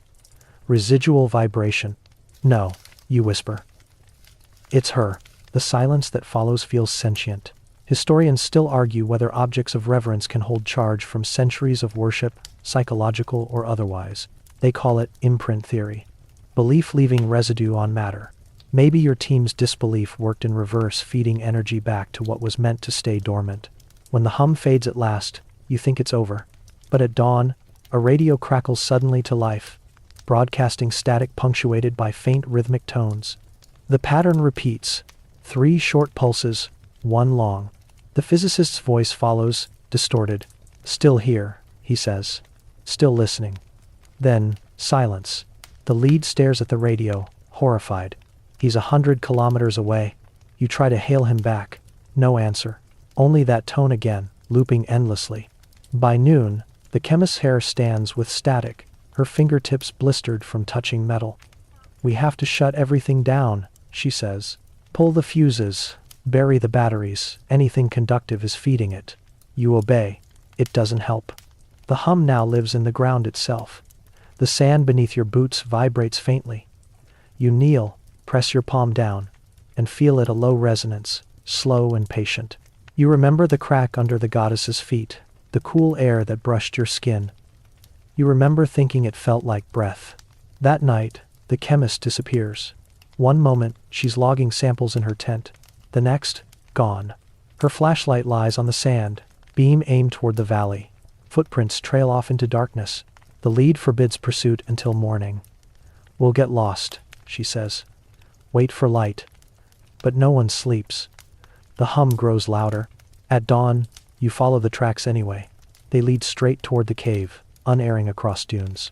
You find her standing just inside the entrance, back turned, staring into the mural chamber. "She's different," the chemist says without turning. "Who?" you ask, though you already know. "The woman," she whispers. She's smiling now. Your stomach knots. "We have to go. The Sanger's safe. We're all cove." "I can't," she says simply. "I think she needs..." Her sentence breaks into a sound halfway between laugh and sob. You grab her arm, but her skin feels feverishly hot. She jerks away and steps deeper inside. You run after her, but the moment you cross the threshold, the air thickens. The hum explodes into full resonance, audible now, deafening, shaking dust from the ceiling. The mural glows faintly red. The goddess's blank face seems to ripple, edges softening like melting wax. "Don't look," you shout, but the chemist's gaze is fixed. Her body goes still, eyes wide. For one impossible instant, you think you see movement in her reflection, her own silhouette stretching toward the wall like liquid shadow. Then she collapses, limp. You drag her out, lungs burning. The moment your boots hit sunlight, the hum stops. She's alive, breathing shallowly, but her pulse races unnaturally. When she wakes an hour later, she doesn't remember going inside. "I dreamed of the sea," she murmurs. "It was everywhere." You load her into the truck, shaking. The lead says nothing. She just watches the cave mouth glimmer faintly, then turns away. By evening, the instruments inside camp short out completely. Displays flash symbols before dying spirals, tridents, eyes. The same shapes from the cave, mocking you. The generator melts a fuse, with no visible cause. Plastic stinks in the air. The historian mutters, "She's learning." No one argues. Historians still debate whether consciousness could exist within patterns, if thought could be encoded in vibration instead of neurons. The physicist once joked about the universe being a simulation of sound, frequency shaping matter. Now the idea doesn't sound absurd. You spend the night documenting manually, pens scratching paper like prayer. The chemist sleeps fitfully, murmuring in a language that isn't any you know. The lead sits by the window, staring toward the valley, where faint red glows pulse at irregular intervals. At dawn, everything stops again. Silence, flat, absolute. Even the flies have vanished. You dare to hope it's over. Then the radio clicks once, loud as a gunshot. The speaker hisses, then clears into a sound you've come to dread, the E-flat tone, steady and pure. Over it, the physicist's voice returns, whispering, "It's not sound, it's instruction." Their problems accessly inframe. The lead lunges forward to shut it off, but the voice continues even after the power cuts, broadcasting from dead circuitry, reverberating through the metal like ghost electricity. "She's awake," it says softly, "and she remembers you." The voice fades. The smell of ozone fills the room. The hum does not return, but you know better than to believe in peace now. You walk outside. The desert is calm again, but the dunes have shifted overnight, subtle, graceful arcs, aligning perfectly toward the direction of the cave, as if drawn by invisible wind. It isn't weather. It's geometry. You realize with numb certainty that the mountain has learned to breathe without the goddess, that the network beneath your feet has adapted. The hum wasn't her heartbeat. It was her voice, and now, the land itself speaks for her. By the time the next supply convoy arrives, half your instruments are fused into silence. You hand over only partial notes, claiming heat damage. The lead smiles politely at the inspectors, but her hands shake as she signs release forms. The historian refuses to leave her tent, muttering equations that sound like hymns. The chemist stares at her reflection in metal until tears streak her dusted face. When the trucks roll out, you don't look back. But as you crest the ridge, the wind rises briefly, carrying faint music on it, 3 pulses, one long tone. The rhythm is almost soothing, almost human. Historians will call what happened here a study of geological acoustics. The data will read as static, the reports as ordinary. But you know the truth. Somewhere beneath that sealed chamber, sound is still rewriting stone. You touch your notebook, the one filled with sketches and words that never made it to the official archive. The cover vibrates faintly beneath your hand, like something alive waiting for permission to speak. You whisper, "Not now." It quiets. For the moment, weeks pass before you dare to open the files again. By then you're back in the capital, surrounded by familiar noise, traffic, neon, the tinny rhythm of cafe spoons.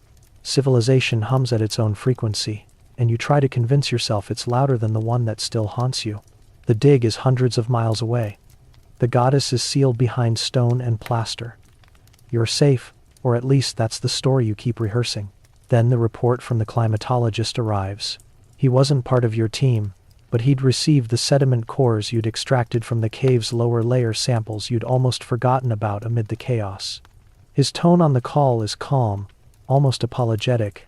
We ran the isotopic analysis twice, he says. And again at another lab for confirmation. Your dating's accurate.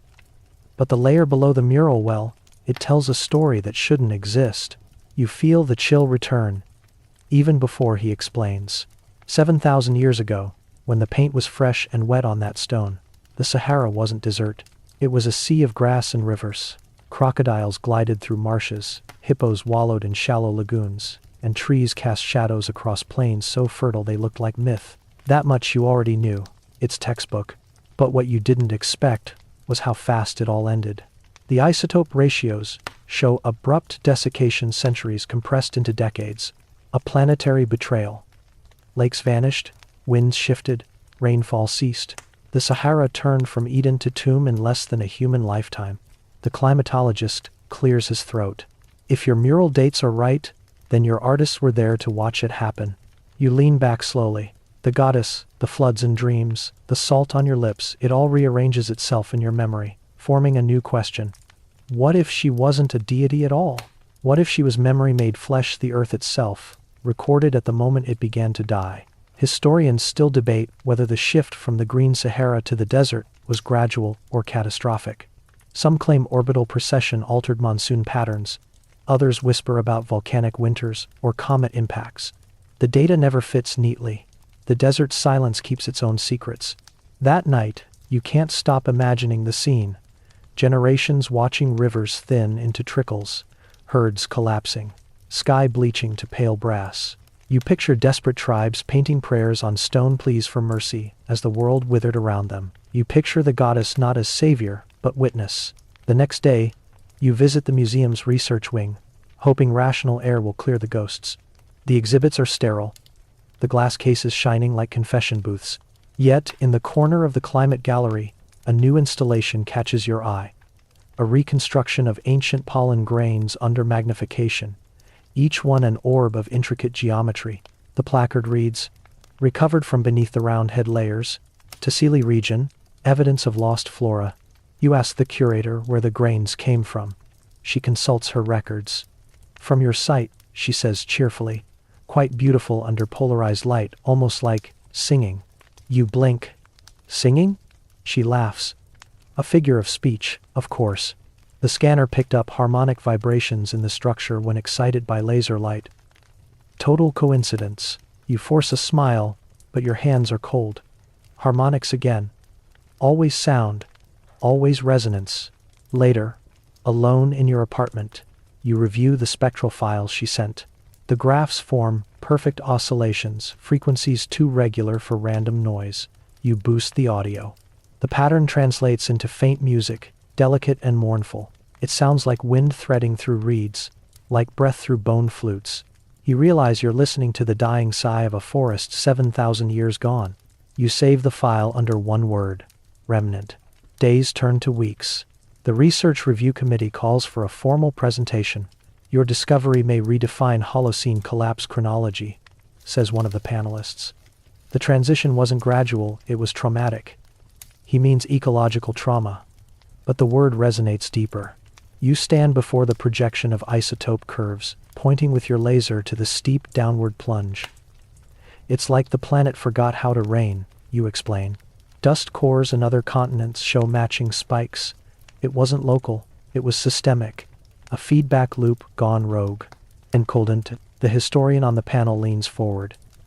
"And the mural?" You hesitate. "The safest lie is always the half-truth. Possibly a record of that trauma. Early humans externalizing catastrophe through art. Through a goddess figure? Perhaps, you say carefully. Or through something they thought was listening." The room murmurs with academic interest, polite applause. They call it a paradigm shift. They don't notice your hand trembling when you shut off the projector.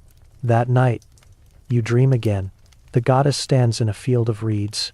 Rain falls sideways, thick as strings.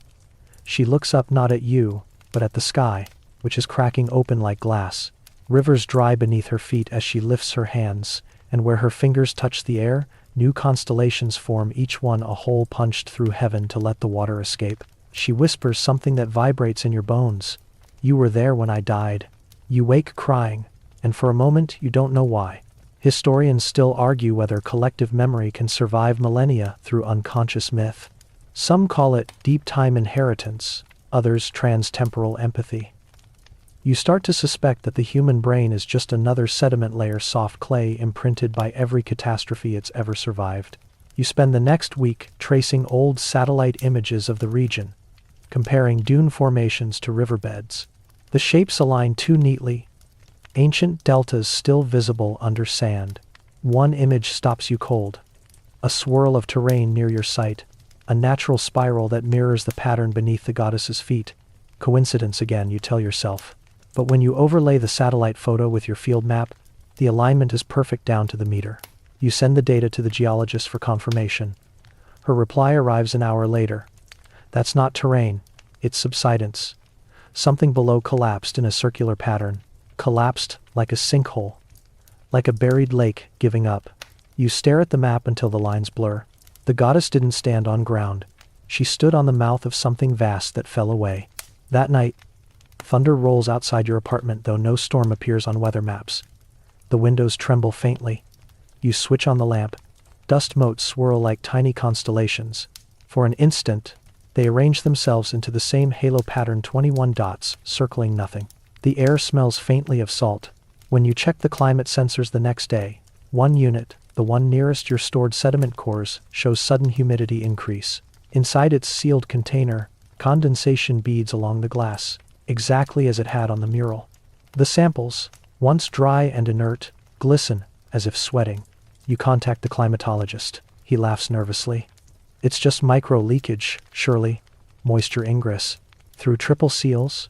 I've most not aligned. Would my con. He doesn't answer.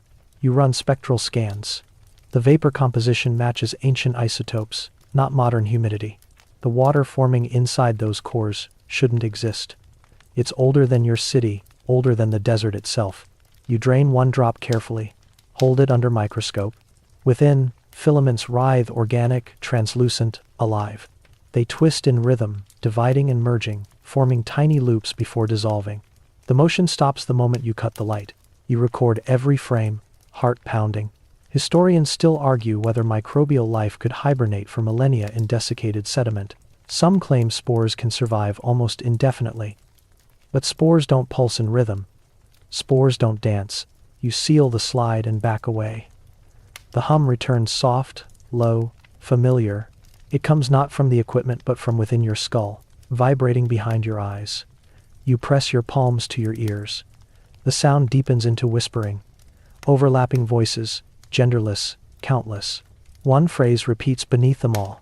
The water remembers. You call the museum's archive that night, requesting the painting fragments you left in storage. The curator sounds surprised. You want them back so soon? Just for reanalysis. You lie. The fragments arrive the next day, 4 shards of stone wrapped in foam. When you unwrap the first, the pigment looks darker than before, as if refreshed. Under light, it gleams faintly wet.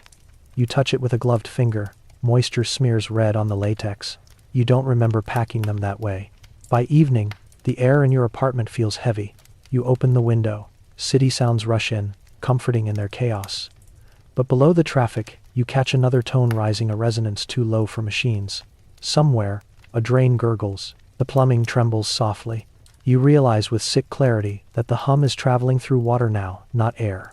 You slam the window shut. The vibration fades. That night, another dream finds you. The goddess kneels beside a shrinking river, hands pressed into mud. The sky above glows with the same copper hue you saw over the cave. Around her, people scatter like seeds in wind, faces smeared with dust and tears. She looks up and says, "They forgot to listen when the wind changed." Then she plunges her arms into the riverbed, and the water vanishes. You wake gasping, sheets soaked. The city outside lies silent under pre-dawn haze. You check your phone. An alert about a sandstorm sweeping unexpectedly across the northern provinces, an area that hasn't seen one in recorded history. The climate anomaly map glows with red zones expanding southward, following the same corridor that once linked the Green Sahara to the sea. It's as though the desert is remembering itself again. You close the laptop and whisper to the empty room. We woke her up. Now, in Disturge. Historians still argue whether myth ever influenced science or the other way around. You suspect the boundary has eroded. What began as art became data. What began as prayer became climate pattern. The next day, you deliver your findings to the committee. They listen politely, nodding through your controlled tone. You show the graphs, the isotopes, the humidity spike, but omit the whispering water, the pulsing microbes. They wouldn't believe that part anyway. When it's over, one panelist asks, "So what do you propose caused such a rapid transformation?" You pause. The true answer would end your career. But you can't help it, you tell them anyway. "Maybe," you say softly. "The Earth tried to warn us once before, and when we ignored her, she stopped asking nicely." Laughter ripples through the room, academic and brittle. Yet behind it, you hear the faintest echo of a low hum in the air conditioning vents. 3 short pulses, 1 long. The same rhythm, always the same. That night, the rain returns to the city for the first time in months. But when you step outside, it smells of dust. It begins with a tremor no one feels until the floor has already shifted beneath you. Not an earthquake, nothing so cinematic, just a faint adjustment. A reminder that the world you stand on is not solid but in negotiation with itself. It happens one quiet morning when you return to the museum to recatalog what little remains from the expedition. The curator greets you with a strained smile. "Strange thing," she says. "The basement sensors tripped again last night. Might be settling. Or rats." It's undated. You follow her down the echoing corridor anyway, curiosity guiding you like an old wound. The climate-controlled vault smells faintly of plaster and ozone. A section of the floor where the fragments from your cave were stored has sunk slightly, forming a subtle depression. You crouch. The grout along one tile line has cracked clean through, exposing a hairline seam. The curator sighs. "We'll get facilities to reseal it." But the fissure catches your attention. The air that leaks through isn't stale, it's cool, damp, like breath from a subterranean lung. Later, when the staff leave for lunch, you return alone with a flashlight. You press your palm to the crack and feel vibration, gentle, rhythmic, unmistakable. The same heartbeat tempo you thought you'd escaped. You whisper to the empty room, "How did you find me?" "Les Gart." "Find?" No answer. Only the soft sigh of conditioned air. Historians still argue whether coincidences are merely the brain's pattern addiction. You tell yourself this as you pry the tile loose with a screwdriver. Beneath lies concrete poured decades ago, but one square section rings hollow when tapped. You clear the dust, trace the outline. There's a small access plate bolted shut. Maintenance hatch? Drainage? You unfasten the screws.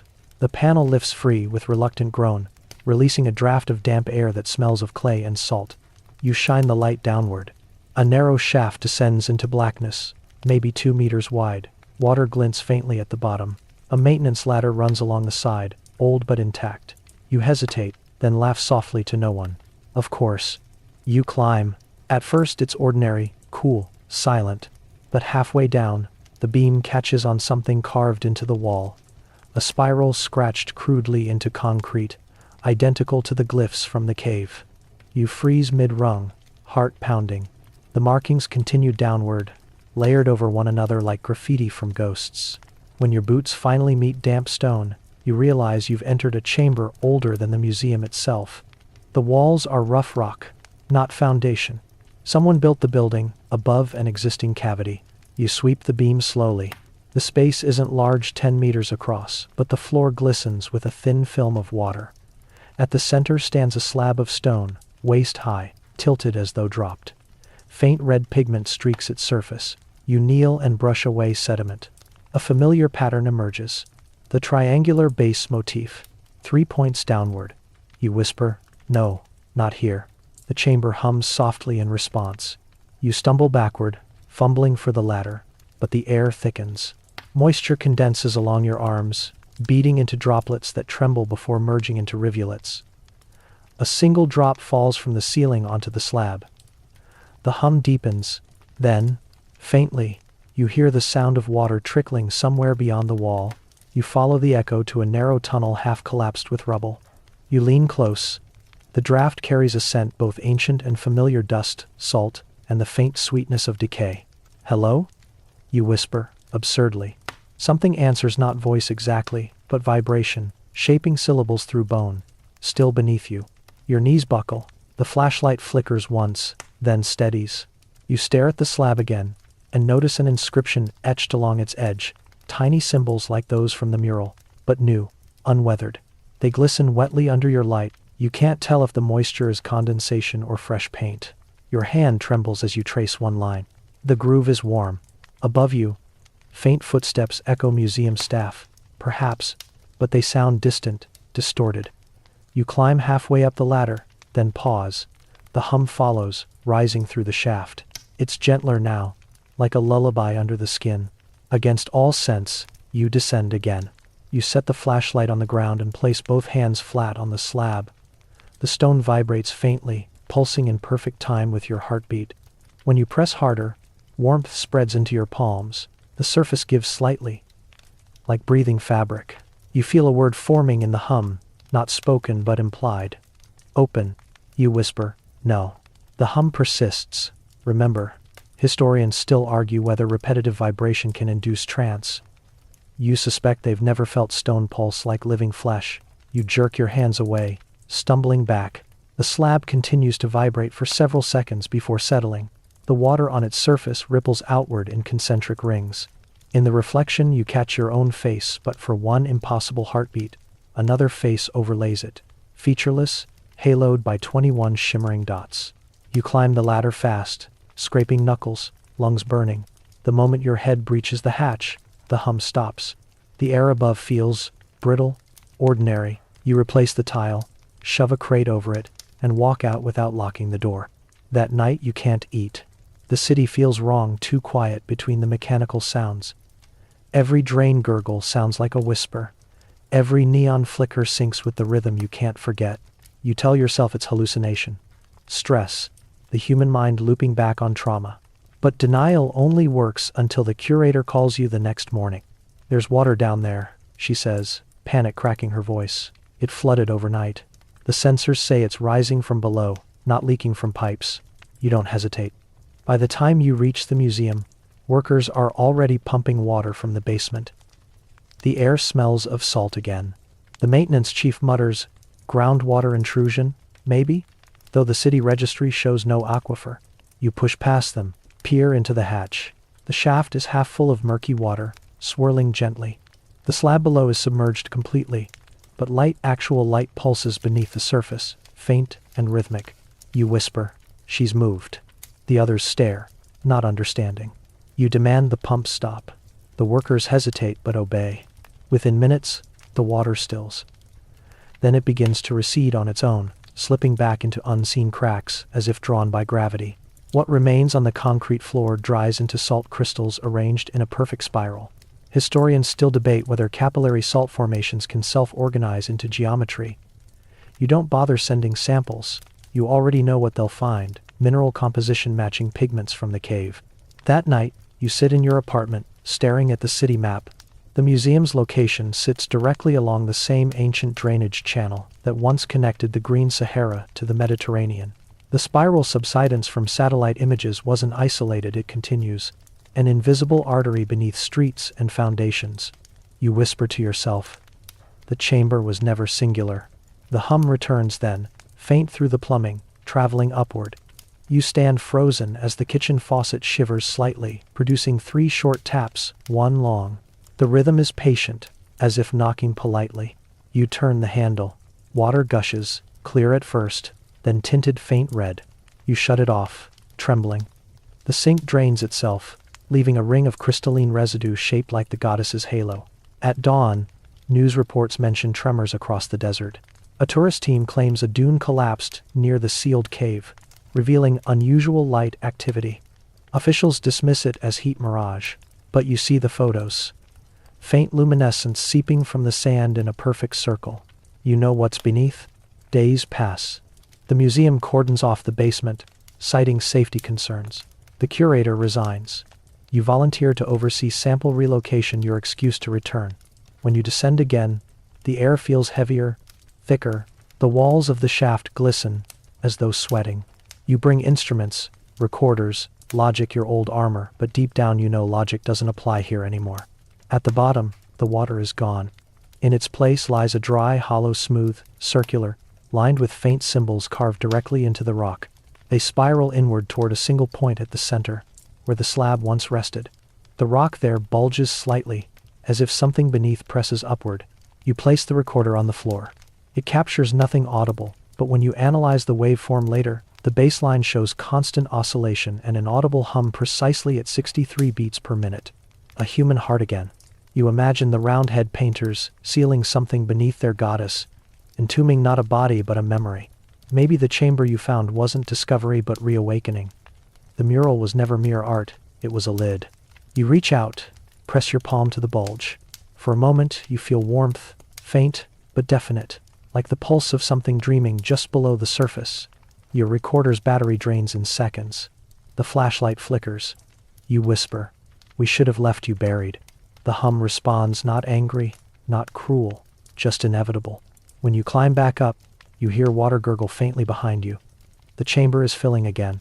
You seal the hatch, this time welding the bolts yourself. But that night, as you walk home, puddles form along the sidewalks. Though the sky is clear, the reflections shimmer faintly red. Historians still argue whether human civilization began beside rivers or beneath the illusion of control. You suspect it began with a promise that the earth would stay still long enough for us to forget its hunger. You look toward the horizon, where the museum lights burn against the dusk, and imagine the goddess turning beneath the city, stretching after her long sleep. The hum that once belonged to stone now belongs to every pipe, every circuit, every vein of metal carrying current beneath your feet. Somewhere far beneath, the water rises again. You close your eyes and listen. The sound is softer than you remember, almost comforting, like the world inhaling before it speaks. By the time the press gets hold of it, the story is already a parody of itself. Mystery floods in museum basement, linked to ancient goddess cult. One headline reads, 7,000-year-old cave art emits infrared light, scientists baffled. Others use words like curse, portal, biohazard. You stop checking after the third day. Truth, you realize, has a half-life shorter than uranium. But inside the academic circles, the reaction is worse. Colleagues you've trusted for years send tentative emails that begin with, "I hope you're taking care of yourself," and end with perhaps a leave of absence would help.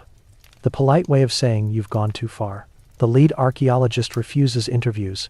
The chemist checks into a private clinic after recurring auditory hallucinations.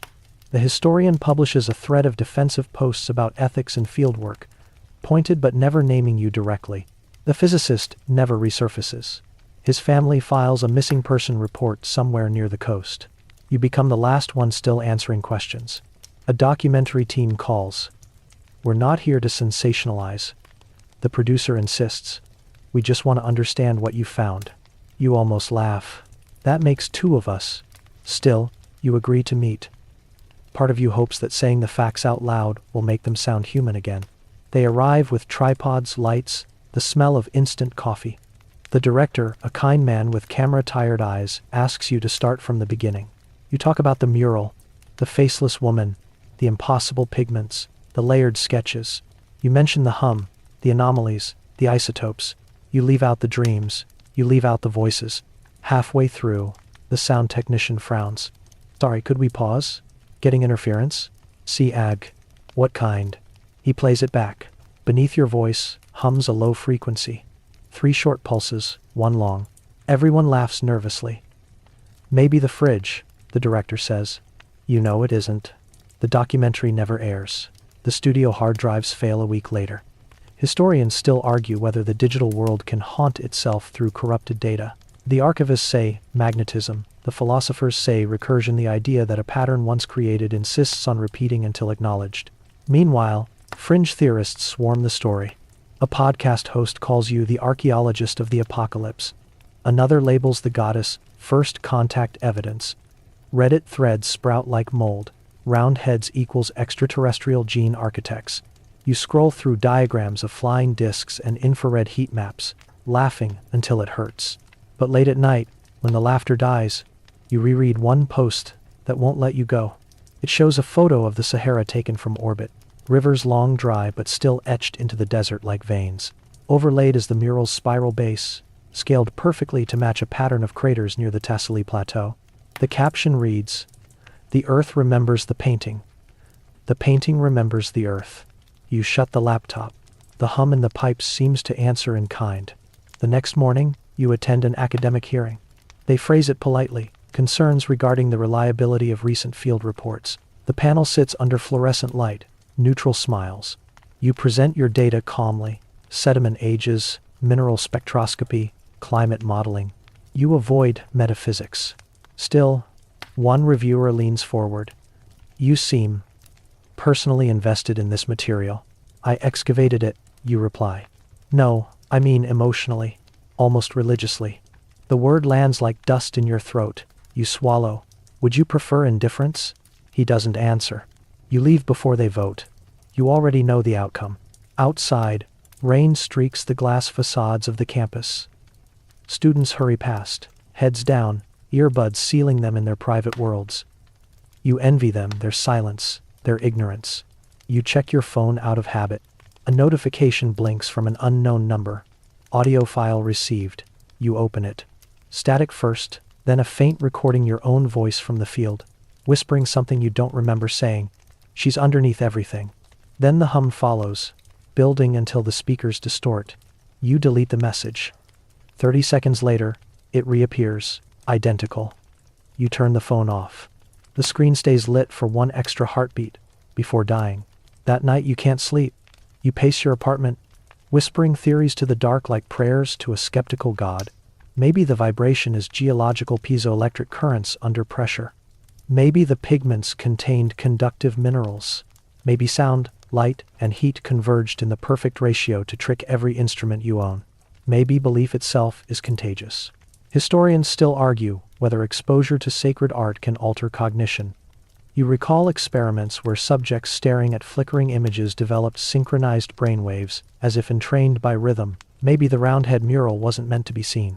Maybe it was meant to tune whoever looked. You pour whiskey into a chipped mug and sit by the window. The city below murmurs in neon. Elevators, train brakes, cell towers, frequencies layered like a modern choir. You think about the goddess again. About how her halo resembled not moons but waveforms. You wonder if she was ever a who at all, or just the shape of attention given form. Near dawn, you fall asleep in the chair. The dream begins immediately. You're back in the cave, except the air is cleaner, greener. Water drips gently from stalactites, forming puddles that reflect light from an unseen source. The mural is gone. In its place stands an open doorway leading downward, stair after stair cut from red stone. You descend. The hum grows louder with each step until it becomes music, not melody, but structure, scaffolding for thought. When you reach the bottom, the chamber opens into an ocean of black water stretching to infinity. The goddess rises from it like steam, faceless as ever. She speaks not in words, but in recognition. You are remembering me in the wrong direction. You wake with blood in your nose and tears on your face. The clock says 3:33. You sit in the silence until morning, trying to forget, trying to anchor yourself in what's measurable. You list your certainties: isotopes, sediment, pigment, calcium binder. Facts. They crumble like sand under your pen. The world outside continues indifferently. Conferences move on. Grants dry up. You become the name people drop when warning students about obsession. Remember what happened to them, they'll say. Then, one day, the curator calls again. Her voice shakes.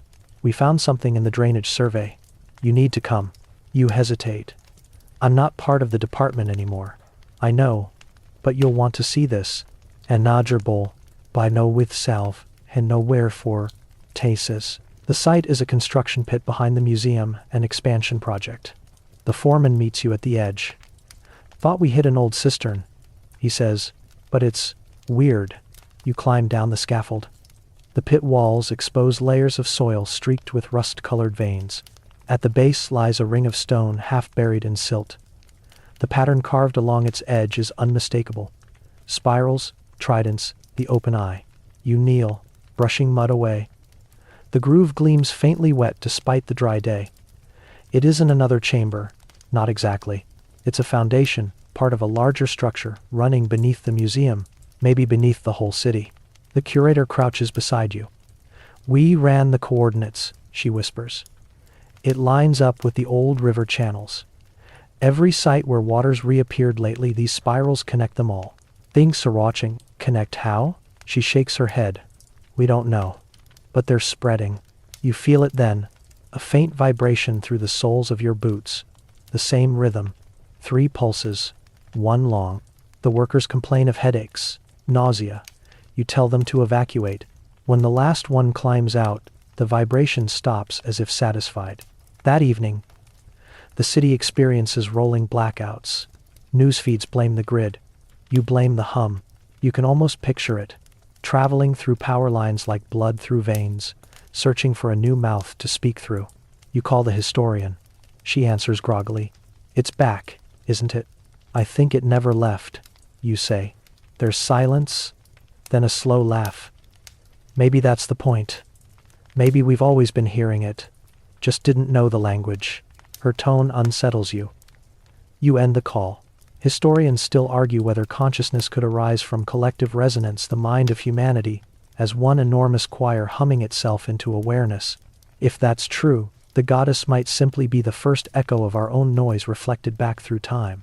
You begin to write again, not papers, not reports, but confessions. You fill notebook after notebook trying to trace how one painting could bloom into a global whisper. You start mapping the frequency data against modern phenomena, power surges, migratory patterns, seismic murmurs. The overlaps form constellations on your screen, invisible cities singing beneath the crust. You realize the hum isn't random, it's communication. And worse, it's accelerating. One night, your apartment lights flicker in perfect synchronization with the heartbeat tempo. You open the tap. The water trembles but doesn't flow. You lean close. In the stainless steel reflection, 21 dots shimmer faintly behind your head. You whisper, "What do you want?" The reply hums through your bones. To remember. Your phone buzzes. A message from the physicist's old number appears. Only coordinates. In the desert. Near the original site. You stare at them for a long time before packing a bag. When you arrive days later, the dunes have shifted again, forming a spiral visible from the air. At its center, the cave mouth yawns open once more. You descend carefully, half expecting collapse. But inside, the mural glows faintly. The goddess stands exactly as before, except now her halo of dots has opened into a ring, empty in the middle like a pupil dilating. The hum surrounds you instantly, not from walls, but from within your chest. You realize the pitch isn't E-flat anymore. It's your heartbeat transposed into sound. You step closer. The pigment ripples as though breathing. The goddess leans almost imperceptibly. You think you hear her say something, but it's your own voice answering. "I'm sorry." The cave exhales. A gust of warm air sweeps past, carrying the smell of rain. You look up and see moisture condensing on the ceiling, droplets forming constellations of their own. For the first time, you feel no fear, only recognition. Maybe the mural was never meant to terrify. Maybe it was a warning, a memory of what happens when the world forgets to listen. When you emerge, the desert sky is split by lightning, though no clouds exist. The air vibrates like a struck bell. You understand now why every culture invents gods, shaped like echoes. They're the only things that survive long enough to speak again. You take out your notebook, press a hand to the sand, and begin to write by feel. The hum steadies around you, patient, endless. Historians will still argue, centuries from now, about what really happened in the desert. They'll analyze your records, dismiss the supernatural, frame it as an allegory for climate grief. They'll never hear the tone hidden in every recording, the frequency that binds it all. You know better. You know she isn't myth, or alien, or deity. She's the earth remembering itself through you. And as the wind rises, you feel the ground breathe once more. You tell yourself this is closure. That you're only returning to gather the last of the instruments, to sign off the site's final report, to prove to yourself that the world beneath the sand has gone quiet again.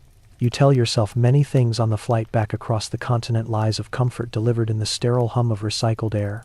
When the plane descends over the dunes, you realize how little has changed. The same ochre waves, the same ragged shadows, where wind curls across forgotten ridges. The pilot glances down through the cockpit window and says, "Empty country, huh?" You almost smile. The desert is never empty. It only sleeps between awakenings. The drive out takes half a day. The road vanishes after 2 hours, replaced by unmarked terrain and a GPS signal that fades into static. You find your way mostly by instinct now, not maps. Every dune looks the same, yet your body remembers the shape of the route as if guided by a muscle memory older than thought. The camp is gone when you arrive, no tents, no scaffolds, not even the tracks of the last expedition vehicles. The wind has wiped the surface clean, leaving only a faint circular depression where the storage containers once stood. You stand there a long time, listening. The silence is nearly unbearable. It's not the peace of nothingness but the dense quiet of a held breath, waiting. Historians still argue whether deserts erase or preserve. You suspect they do both, choosing at whim. You unpack what little you brought. A recorder, a handheld spectrometer, a flask of water you don't plan to drink. You walk toward the rock escarpment that hides the cave, half expecting it to be buried. But the entrance remains, narrow and patient, as if carved anew each time someone dares to remember it. Inside, the air is cooler, the smell the same. Stone dust and faint copper. The walls still shimmer faintly with mineral moisture, but the glow is softer now, like a heartbeat fading into dream. The goddess waits where you left her. Her halo, though, has changed again. The 21 dots have collapsed into a single circle behind her head, faint but steady. Her faceless surface looks smoother, less like paint and more like skin. You exhale. You've been busy. The sound doesn't echo. The air swallows it whole. You switch on the recorder, speaking into the device just to hear your own voice. Sight appears stable, you murmur. No structural collapse, minimal degradation. Temperature. You stop. The display flickers. Numbers rearrange themselves into unreadable glyphs. You shut it off. Your footsteps carry you closer. Each movement seems louder than it should be, as though the air amplifies small trespasses. The hum you feared hearing again doesn't return, but you can sense its absence the way a phantom limb aches. You kneel at the base of the mural, tracing the triangular pattern with your gloved hand. It feels warm, though the cave's temperature should be near freezing. You close your eyes. The rhythm you used to hear returns, not in sound, but in heartbeat. 3 short pulses, 1 long. You realize with unease that it's syncing with your own pulse again. Still there, you whisper. Still breathing. For a while, you simply sit and let the air settle around you. Your fear ebbs, replaced by something else, grief maybe, or longing. You don't want to disturb her. You only want to understand why she never leaves. You remember the climatologist's last message before he stopped replying. The Sahara was never meant to end. Something forced its hand. You remember the water that seeped through museum floors, rising from nowhere, the patterns forming beneath cities. You remember the voice whispering through your faucet, to remember. And now you sit before the mural that started it all, realizing that memory itself is the most dangerous thing to awaken. Historians still debate whether ancient myths of floods and droughts came from shared trauma, whether humanity once survived something so vast it fractured time. If that's true, then this painting might not depict gods or spirits at all, but the event itself, a collective recording made by minds desperate not to forget. You stand, take a slow step back. The lamp's light shifts. For the briefest moment, the mural looks three-dimensional, her arms reaching out of the wall, her blank face angling downward toward you. It's an illusion, you tell yourself, a trick of depth and fear, yet the breath that escapes you fogs the air between you and her, and you swear the condensation pattern follows the same rhythm you once heard. You force yourself to laugh. You're just stone. The laugh dies quickly. The recorder switches on by itself. The red light blinks. A sound plays not from the device, but from within the cave. Not the hum. Not even music. A whisper. Your own voice, months old, repeating words you never meant to record. She's underneath everything. The walls vibrate faintly. Dust drifts from the ceiling like soft ash. You kneel instinctively, covering your head. Then, just as suddenly, it stops. Silence reasserts itself like a curtain dropping after the final act. When you open your eyes again, the mural is unchanged, but now a fine vertical crack runs down the center of her body, from the base of the halo to the triangles beneath her feet. It's small, precise, as if drawn with intent. You approach cautiously. The air leaking through it is cool, not warm. You lean close. Inside the crack, something glimmers, faintly, water or light, you can't tell. The reflection shifts with each breath you take, as though the thing inside is responding. Don't, you whisper to yourself. But curiosity has its own gravity. You reach out, place a fingertip against the fissure. It feels damp. The sensation spreads immediately, a tingle that runs up your arm to your chest. For an instant, your heartbeat stutters, and in that pause you hear something, a layered chorus, countless voices whispering the same word over and over, home. You jerk back, falling onto the cave floor. The sound stops. Your hand aches, not from pain but from heat, as though you touched metal left in the sundae. When you lift it to the light, the skin on your palm is marked faintly with a spiral, reddish and shallow. You laugh again, half hysterical. Souvenir. The cave doesn't react. The silence feels heavier than before, pressing down from every surface. You pack up quickly. As you leave, you glance once more at the mural. The goddess looks no different. Yet, as your lamp beam passes across her, shadows shift, and for an instant, it seems she's lowering her arms. You step outside before the illusion completes. The desert greets you with windless stillness. The sun hangs low, flat and white. The silence here isn't absence, it's totality. The kind that swallows even your thoughts. You sit on the sand, closing your eyes. The ground hums faintly beneath you, but not in that old rhythm. This is softer, deeper, like the slow exhalation of something settling back into sleep. You think of the others. The physicist vanished near the coast, the chemist dreaming herself sick, the historian whispering equations that sound like psalms. You think of the goddess and her painted face, the way she seemed less like deity and more like mirror. Maybe she was never warning humanity about apocalypse. Maybe she was simply teaching what it means to endure it. Historians still argue whether art survives because it's beautiful or because it's stubborn. You suspect the latter. The mural endured 7,000 years of dust and heat because forgetting was not an option. Now, sitting here, you understand the burden of that same refusal. The desert begins to cool. Shadows lengthen. You should leave before dark. But you can't, not yet. You take out your notebook, the same one from years ago, edges frayed, pages brittle from salt air. You write without thinking. There are silences that remember. The words look fragile, almost embarrassed, but true. You close the notebook and listen again. The world feels vast and hollow, but within that hollowness, something stirs, not menace this time, but continuity. A pulse you can finally bear. You rise and walk toward the horizon, where twilight bleeds into gold. Behind you, the cave mouth glows faintly, a throat lit from within. The light fades as you step farther away. You don't look back again until you crest the final dune.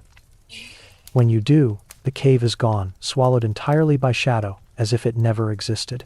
That night, you make camp under an indifferent sky. Stars spread overhead, cold and infinite.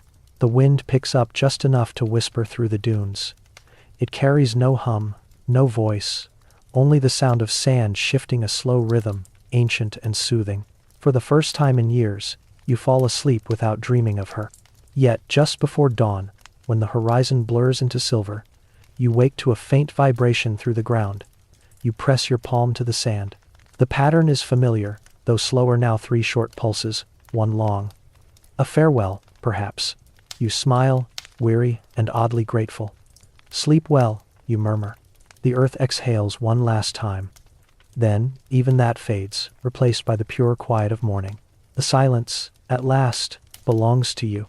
Months pass before you see her again, though by then she is no longer sleeping under rock or sealed in museum vaults, but framed in white walls and LED spotlights.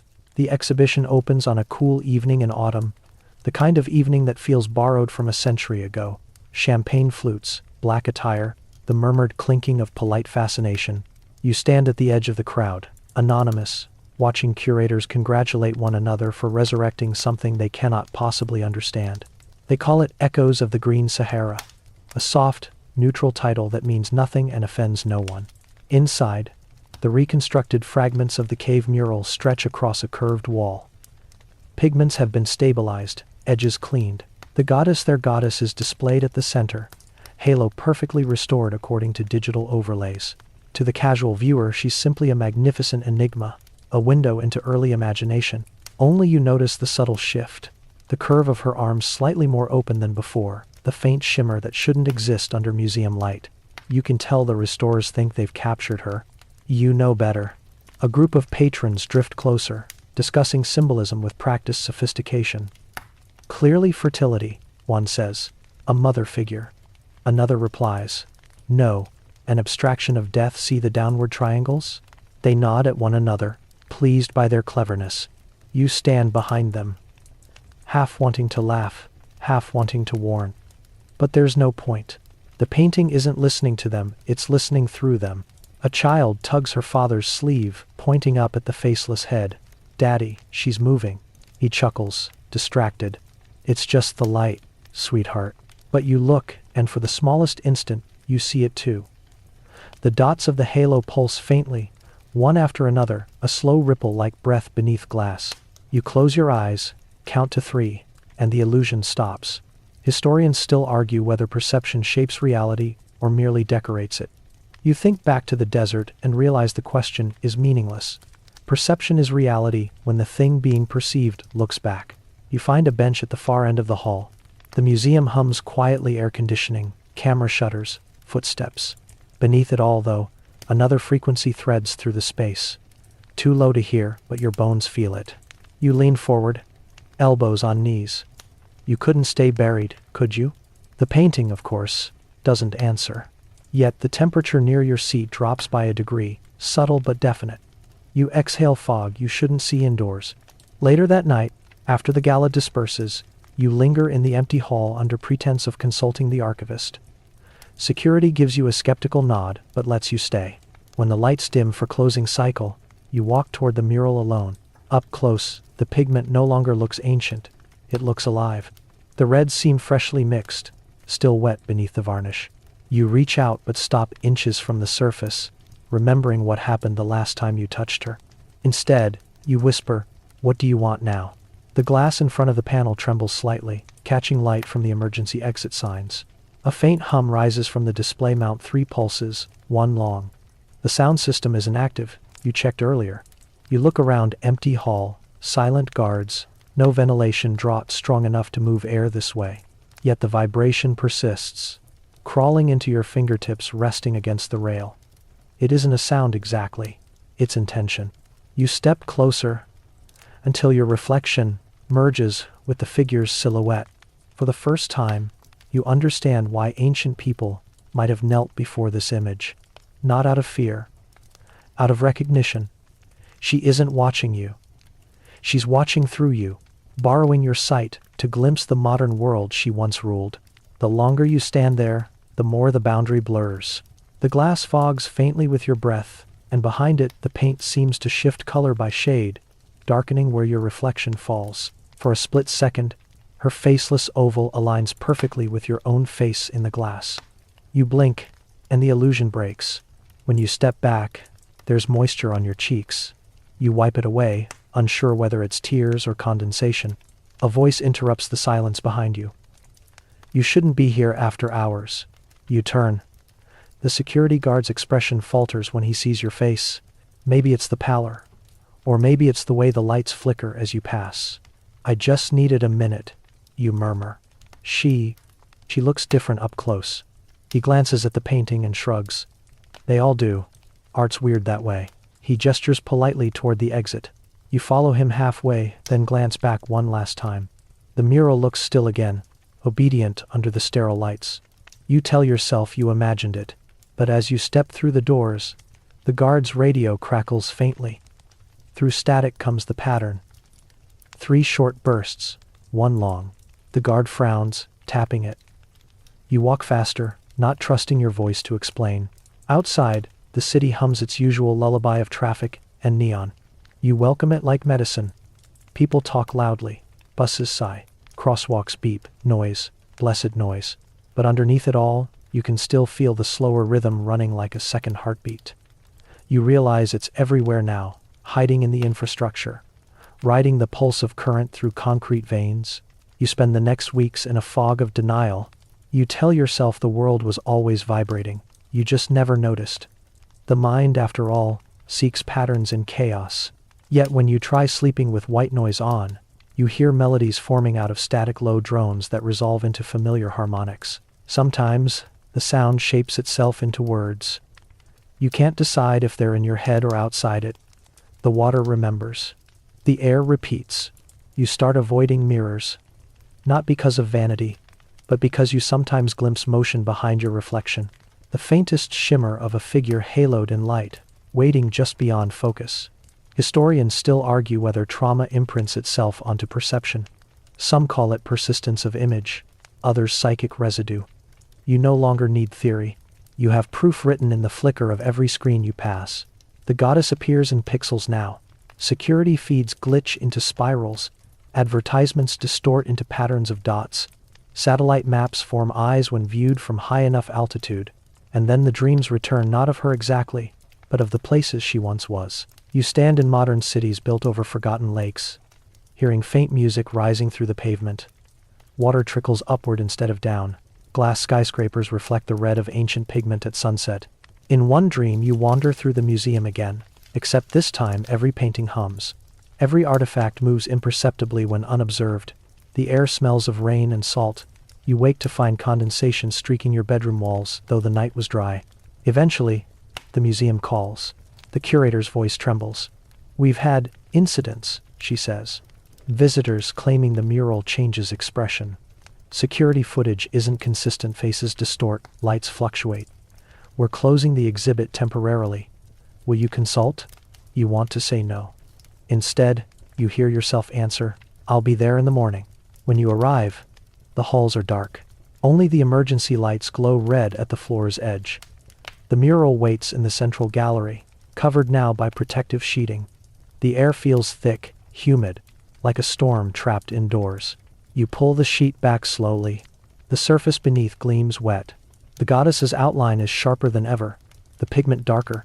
Her halo, once static, now radiates outward like ripples. Tiny fractures trace across the varnish, forming concentric rings around her torso. And in the reflection of your flashlight, her faceless oval holds a new depth, an indentation so subtle you might miss it unless you were looking for it. A mouth. You whisper, "Oh God." But she's not God. She never was. You raise your recorder one last time. Final note, you begin, voice trembling. Subject appears to have entered an active phase of. The device dies before you finish. The lights in the gallery flicker once, twice, then hold steady, but the color temperature shifts. White becomes amber. Shadows deepen. For a second, the museum looks older, its clean walls replaced by rough stone. You hear dripping water, smell the metallic tang of the desert cave. When you blink, everything snaps back to normal, except the painting. The glass in front of it is gone. You stare, throat dry.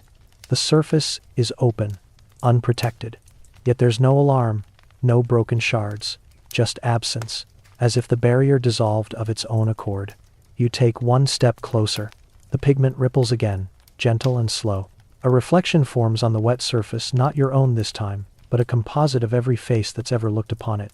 Thousands, layered and transparent. They move in rhythm, mouths opening and closing silently. You think of the old myths, gods feeding on worship, ideas feeding on attention. The goddess doesn't need temples or prayers anymore.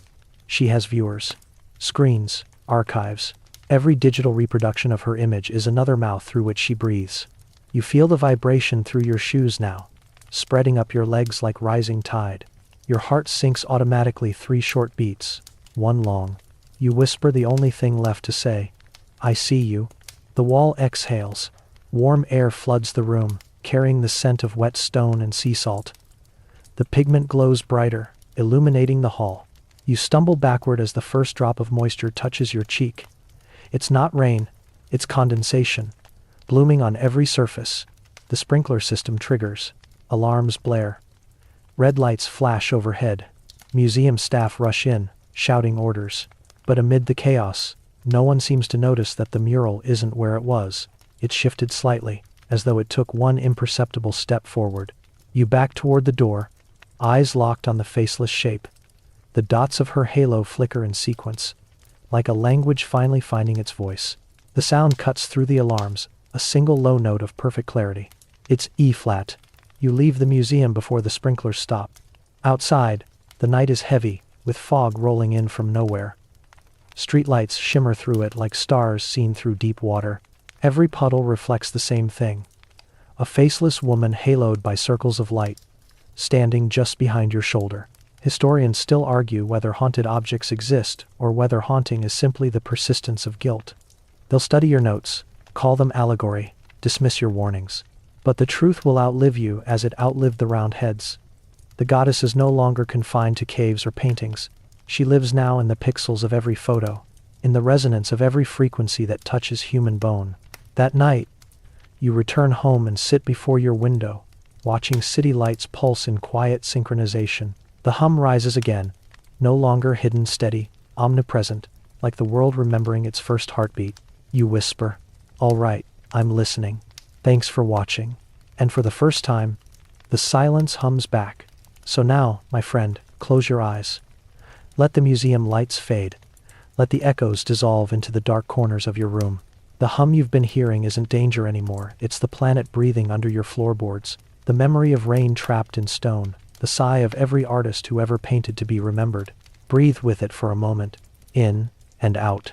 Feel the air settle into that ancient rhythm. 3 short pulses, 1 long. Imagine the desert cooling after sunset. Sand shifting softly under a sky full of unblinking stars.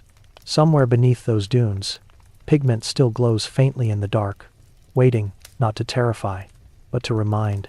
What terrified the archaeologists was never the painting itself. It was the mirror it held up to all of us. How small we are beside time, how hungry we are to make meaning out of silence. Maybe that's what the Roundheads knew, that memory, once awakened, never really dies. It only changes form, the way light turns to echo, and echo to dream.